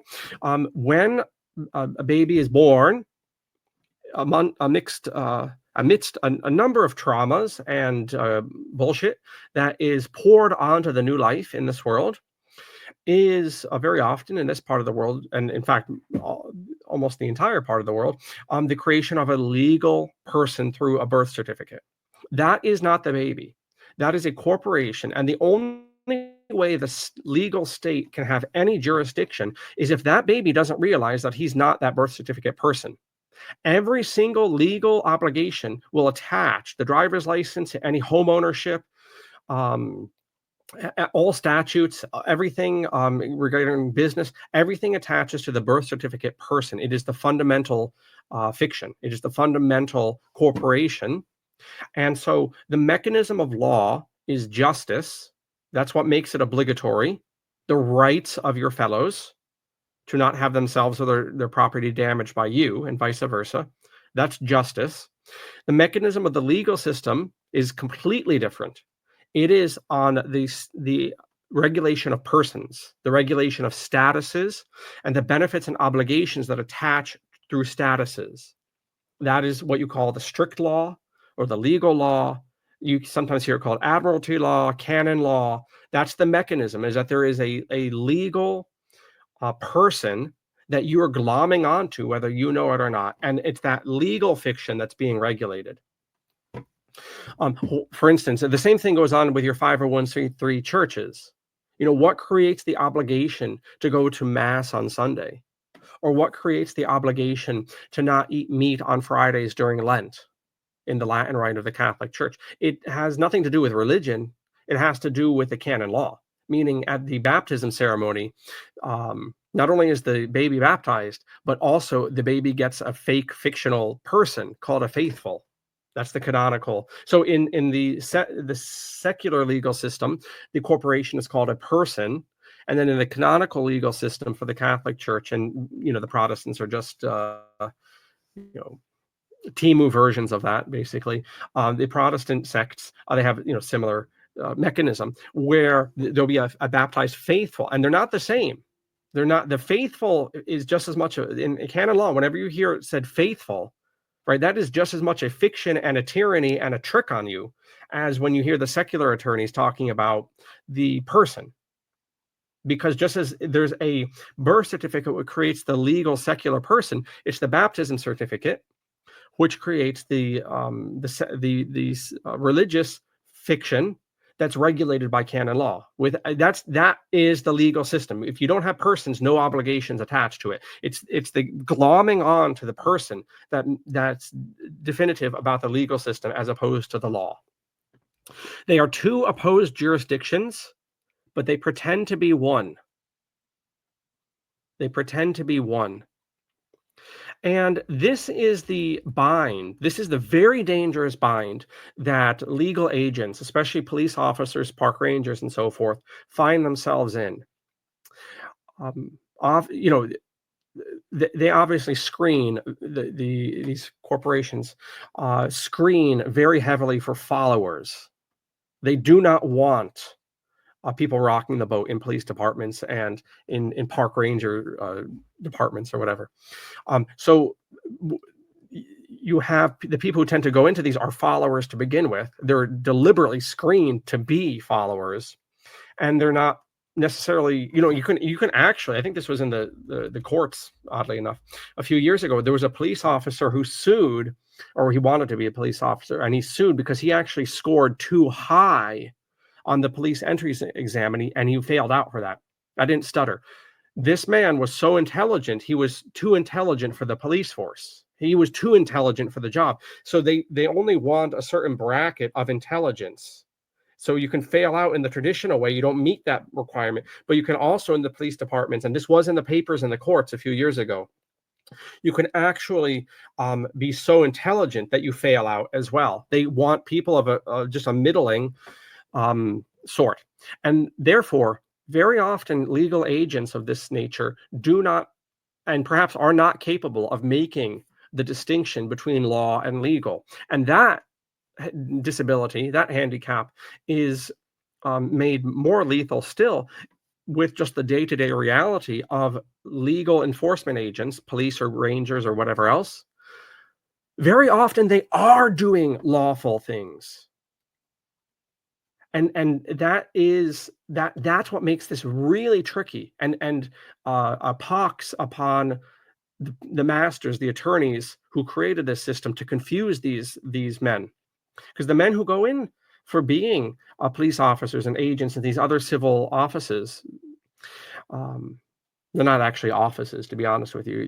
There is no such thing as a police officer, because that's under the executive branch, and they're just hirelings. They don't actually occupy an office, but that's another discussion. The point is, these waters between the law and the legal are deliberately muddied by the Bar Association and the attorneys. And that's what makes it very difficult to reason with these people. Now, soon enough, I'm going to tell you, don't reason with these people. Don't even try it. But should you try it, you're going to see that they can't process it. And part of that is the on-the-job life of a police officer very often does deal with the law, and they are within their rights to affect that. Unfortunately, it's bastardized, it's adulterated with a lot of the legal stuff that they're also expected to enforce. And again, on top of that, and I'll move on here, on top of that, I can tell you this from personal experience with certain people in my family. When people go into these training programs for the police officers and whatnot, one of the first things they are deliberately told about is this sort of talk, this legal research talk, and to mock, dismiss, and look suspiciously at anyone who starts mentioning that the legal system is not the law. And I can tell you how I know that.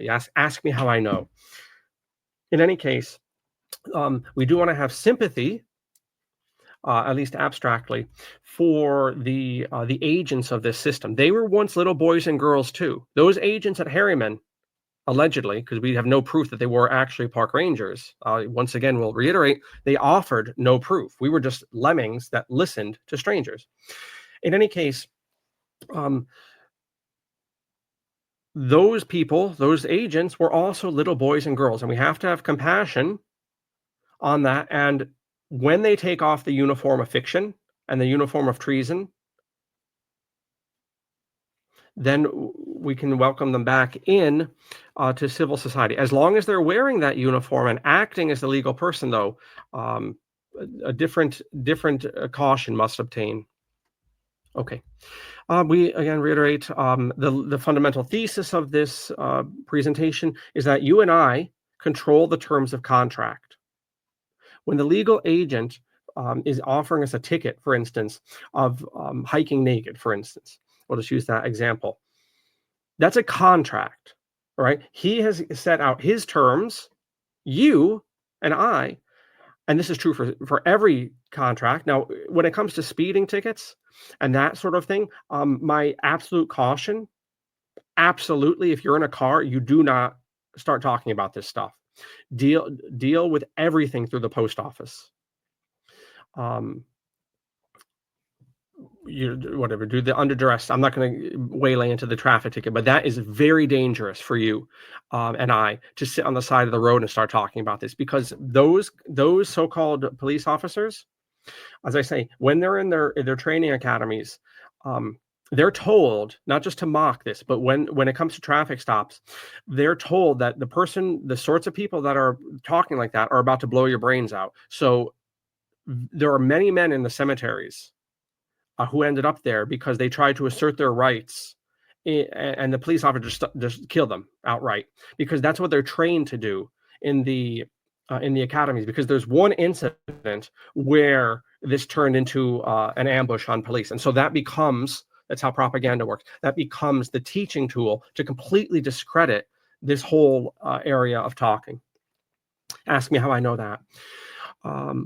Okay, but fundamentally, whether it's through the post office or any sort of ticket or any sort of alleged interaction, you control the terms of contract. You can renegotiate the contract. You're not a bitch. You get to change whatever wording you want, and then you kick it back to them.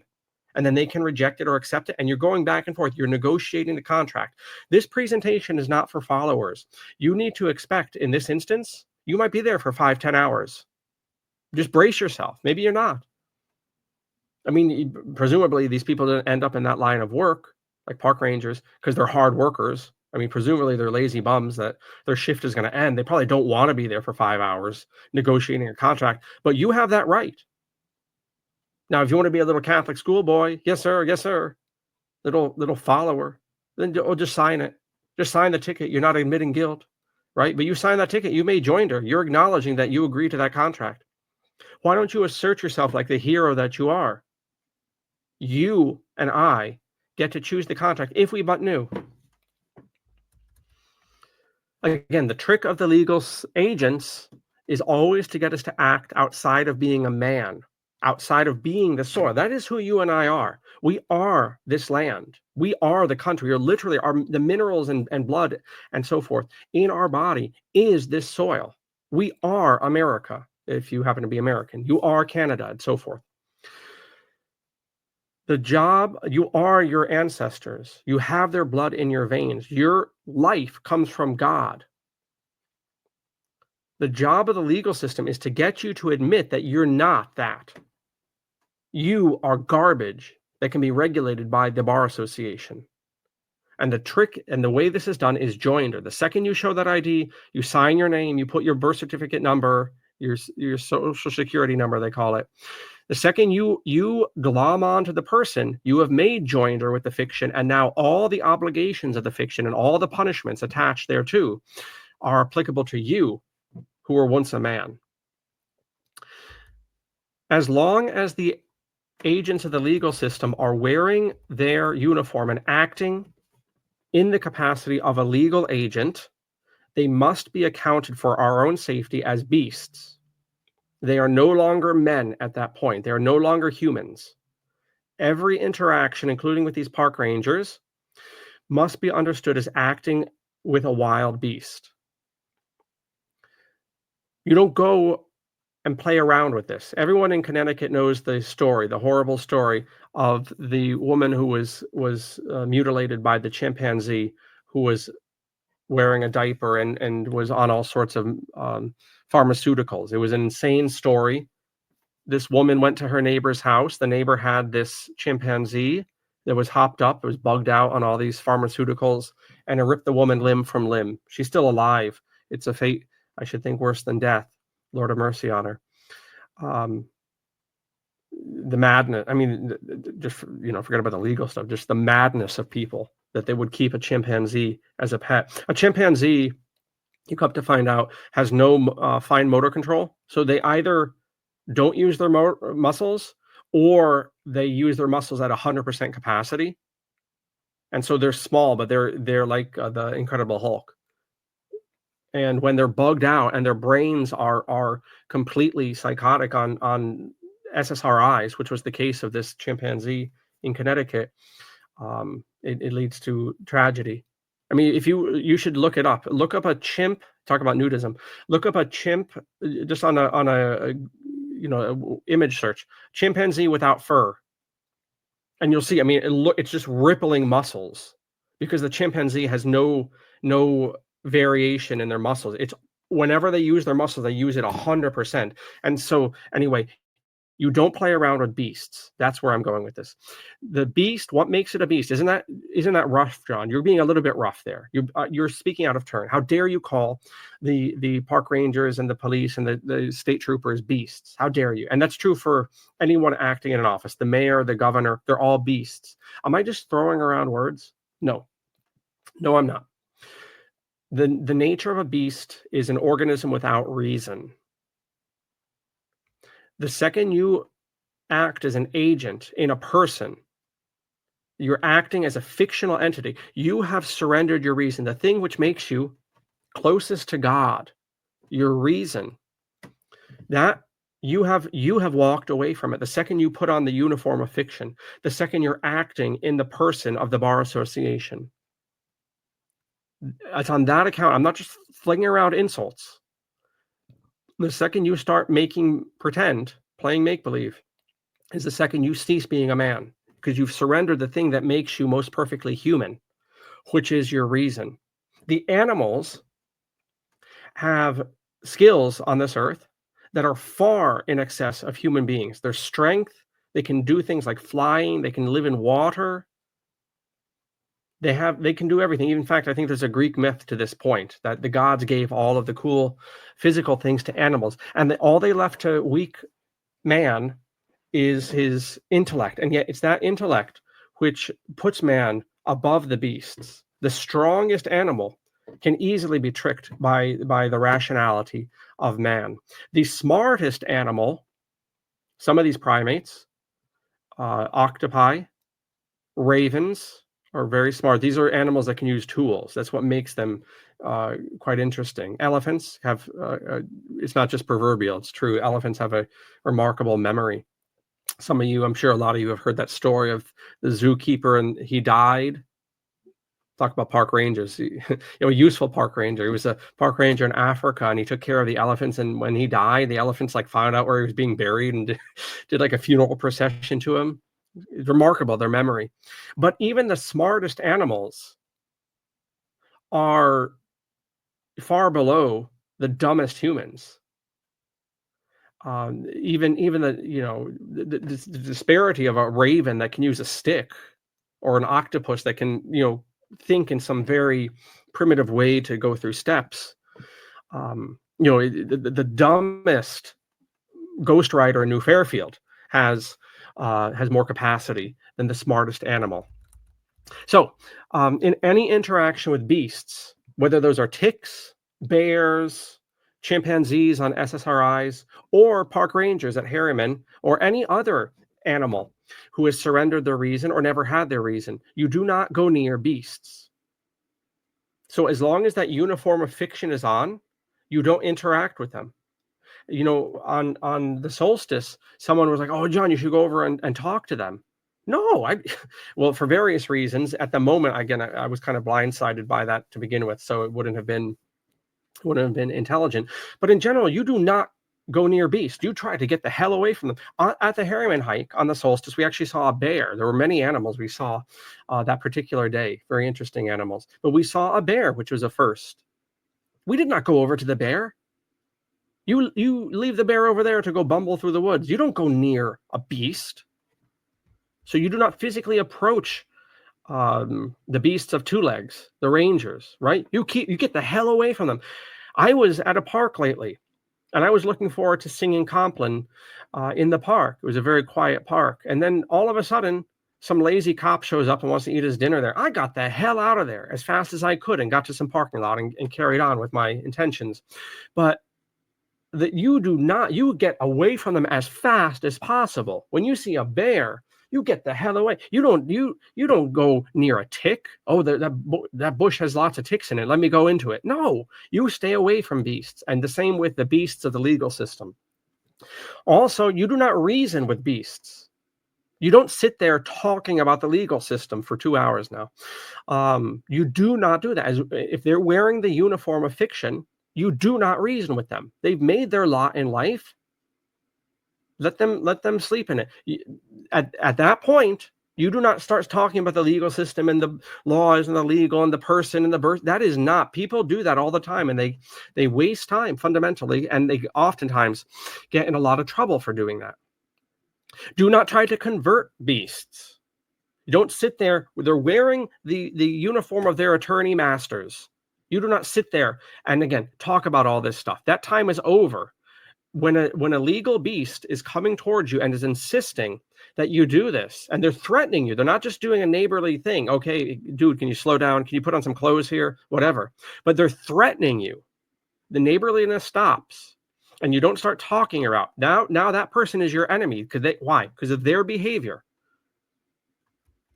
Do not assert your rights with beasts. You don't just sit around talking about your natural rights and I'm part of the soil and my ancestors and piety.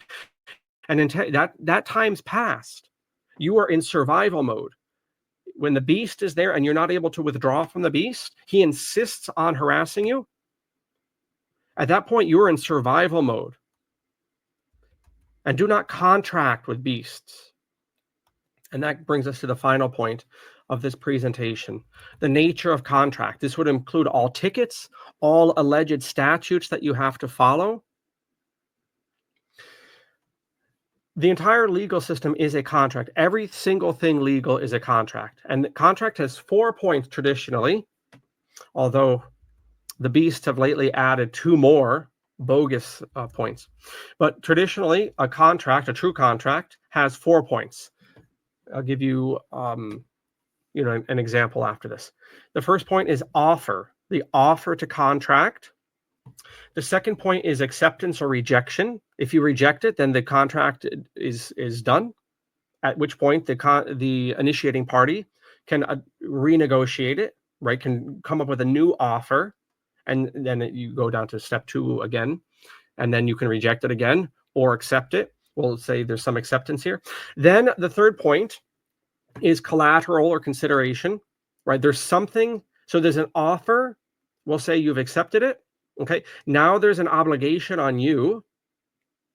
And then finally, on the point of the initiating party, he executes what he said he was going to do.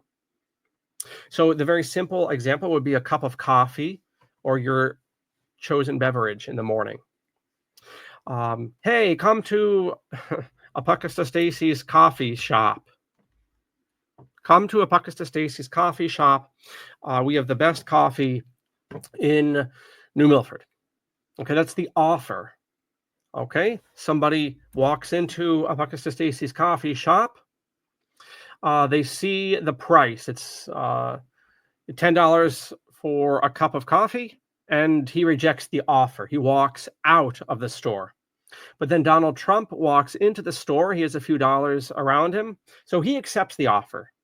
So you win some, you lose some. So the offer for $10 Apocatastasis coffee is rejected by one customer, at which point that contract is not executed and that interaction is over. But President Trump came in and he was happy to buy the $10 coffee. Okay, at which point now the onus shifts to the accepting party. Now Donald Trump has to pay the $10, and so he does. Finally, I have to hand over the cup of coffee. I have to execute the offer. Those are the 4 points of contract. Let's put this in the context of Harriman State Park. Put on your clothes. Okay, at which point we could reject the offer. In which case, the negotiating beast would probably, start threatening and things, and you can proceed that way. Or accept it. We can accept the offer. Okay, what's the consideration?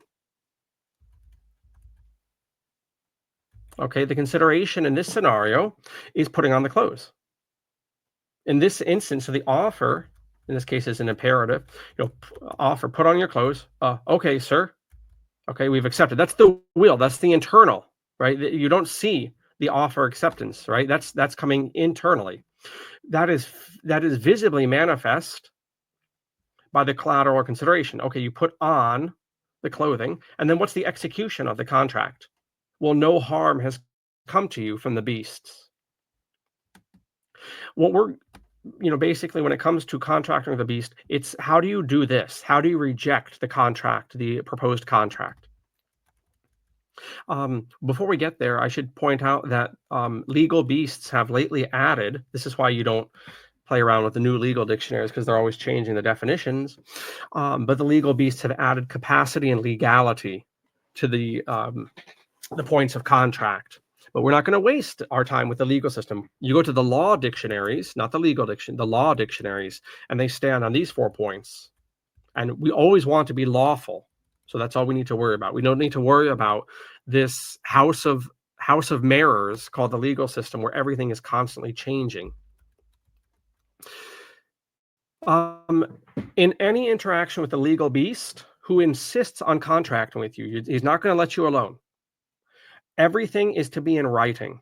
And I can tell you, as long as we're going to be doing the Harriman hikes, we will be bringing pen and paper. And people can, do with that as they want, but it's going to be there. Do not sit around talking to legal agents. This is where another place where people get in trouble all the time. They sit around there yapping. And of course, the legal agent wants that. The second the beast is insisting on making contract with you, you stop talking and everything proceeds with the pen. If you do not have paper with you, it is obligatory on the initiating party to provide that. He is insisting, this agent is insisting to make contract with you. Well, then they have to put up the paper and the pen, and you can inform them that this contract is not moving forward without proper documentation. You do not sit there talking to the enemy. We speak about honor and dishonor. I'm honorably discharged from the army. I'm dishonorably discharged. I refer to the judge as your honor. Honor and dishonor have different categories, but for our purposes, well, I will say 2 things. One of which, how do you stay in honor? You do not get emotional. You never surrender your reason. You enter into being dishonorable when you surrender your reason. And one of the ways you can do that is with emotionalism. Another way you can enter into dishonor is by acting in persona, is by accepting the legal status. You actually enter into a state of dishonor at that point. Another way you can enter into honor or dishonor is by taking the initiative. And that's very much pressing on the nerve of the fundamental theses here. You must take the initiative. When the legal beast is insisting that you agree to his contract, you, at that point, you're in survival mode. You are taking the initiative. You do not sit there passively receiving, which is what the men on the Harriman hike were doing. They were like docile sheep. We were acting dishonorably. The way you act in honor is by going on the offensive. and that's not a violent statement. You're asserting yourself. You are always the one asking the questions. You are making the demands on the initiating party. You are acting in honor. Right? You are controlling the situation. In the police schools, they always instruct their slaves to control the situation because they're trying to keep their slaves in honor. Well, you're going to out honor that. Right? And then, by verse, the one who is answering the questions, the one who is being passive, the one who is being emotional is in dishonor. You always want to act in honor. Why wouldn't you? You are a saint. You are a hero. You are not trash. Investigate the enemy's ID. Investigate his jurisdiction. None of us, myself included, asked for the Ranger's ID. We have no idea. That's why I keep referring to them as alleged Rangers. We have no idea who these people were. They didn't even pretend to assert the agency that they worked for. They were just strangers on a dune buggy with a costume. We have no idea who they were. So what you do is you make this agent. They're wearing costumes, so they're alleged to be part of an agency. You make them produce ID. Oh, can I see your ID? No, sir. You're in my court. You're in my jurisdiction. You provide ID to me. The cop, you ID the cop, etc. You ID the mayor. Who the hell are you? I have no idea who you are. I need to ID you. And again, this is honor and dishonor. You want to be in honor. You're always going on the offensive. You're the one making the demands. You're the one making. Actually, you don't demand because that's emotional. You make the request. Right? You always take the initiative to stay in honor, including IDing the alleged agents. Do not make your enemy's job easy. You may refuse jurisdiction every single time a beast approaches you, unless you make joinder, unless you choose to be ruled by beasts. The second you show that ID, for instance, and it's not the only way you can make joinder, but the second you show that ID, you are admitting that you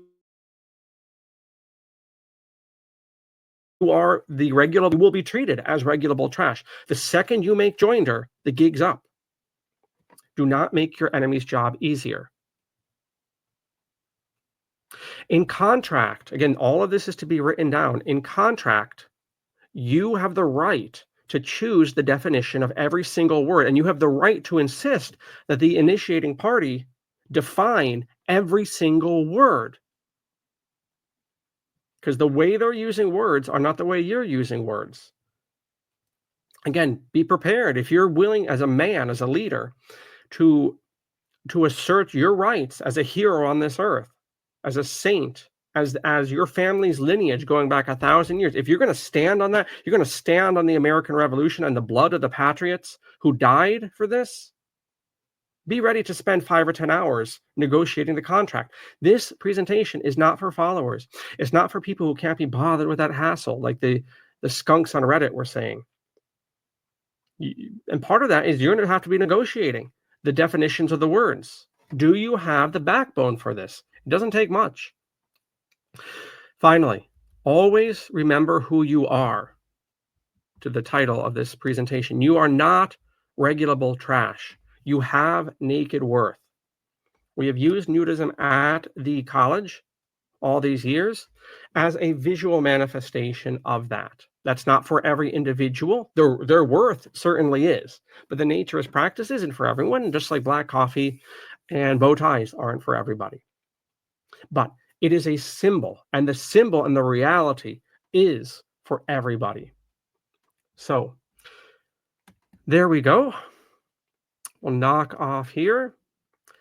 Thank you for watching this presentation, Naked Worth. You are not regulable trash. Please think very deeply about these points, and please reevaluate what happened in your life and mine that we began acting as persons, as garbage that can be regulated by strangers in costumes, and strangers behind those strangers who are probably dead with 100 years.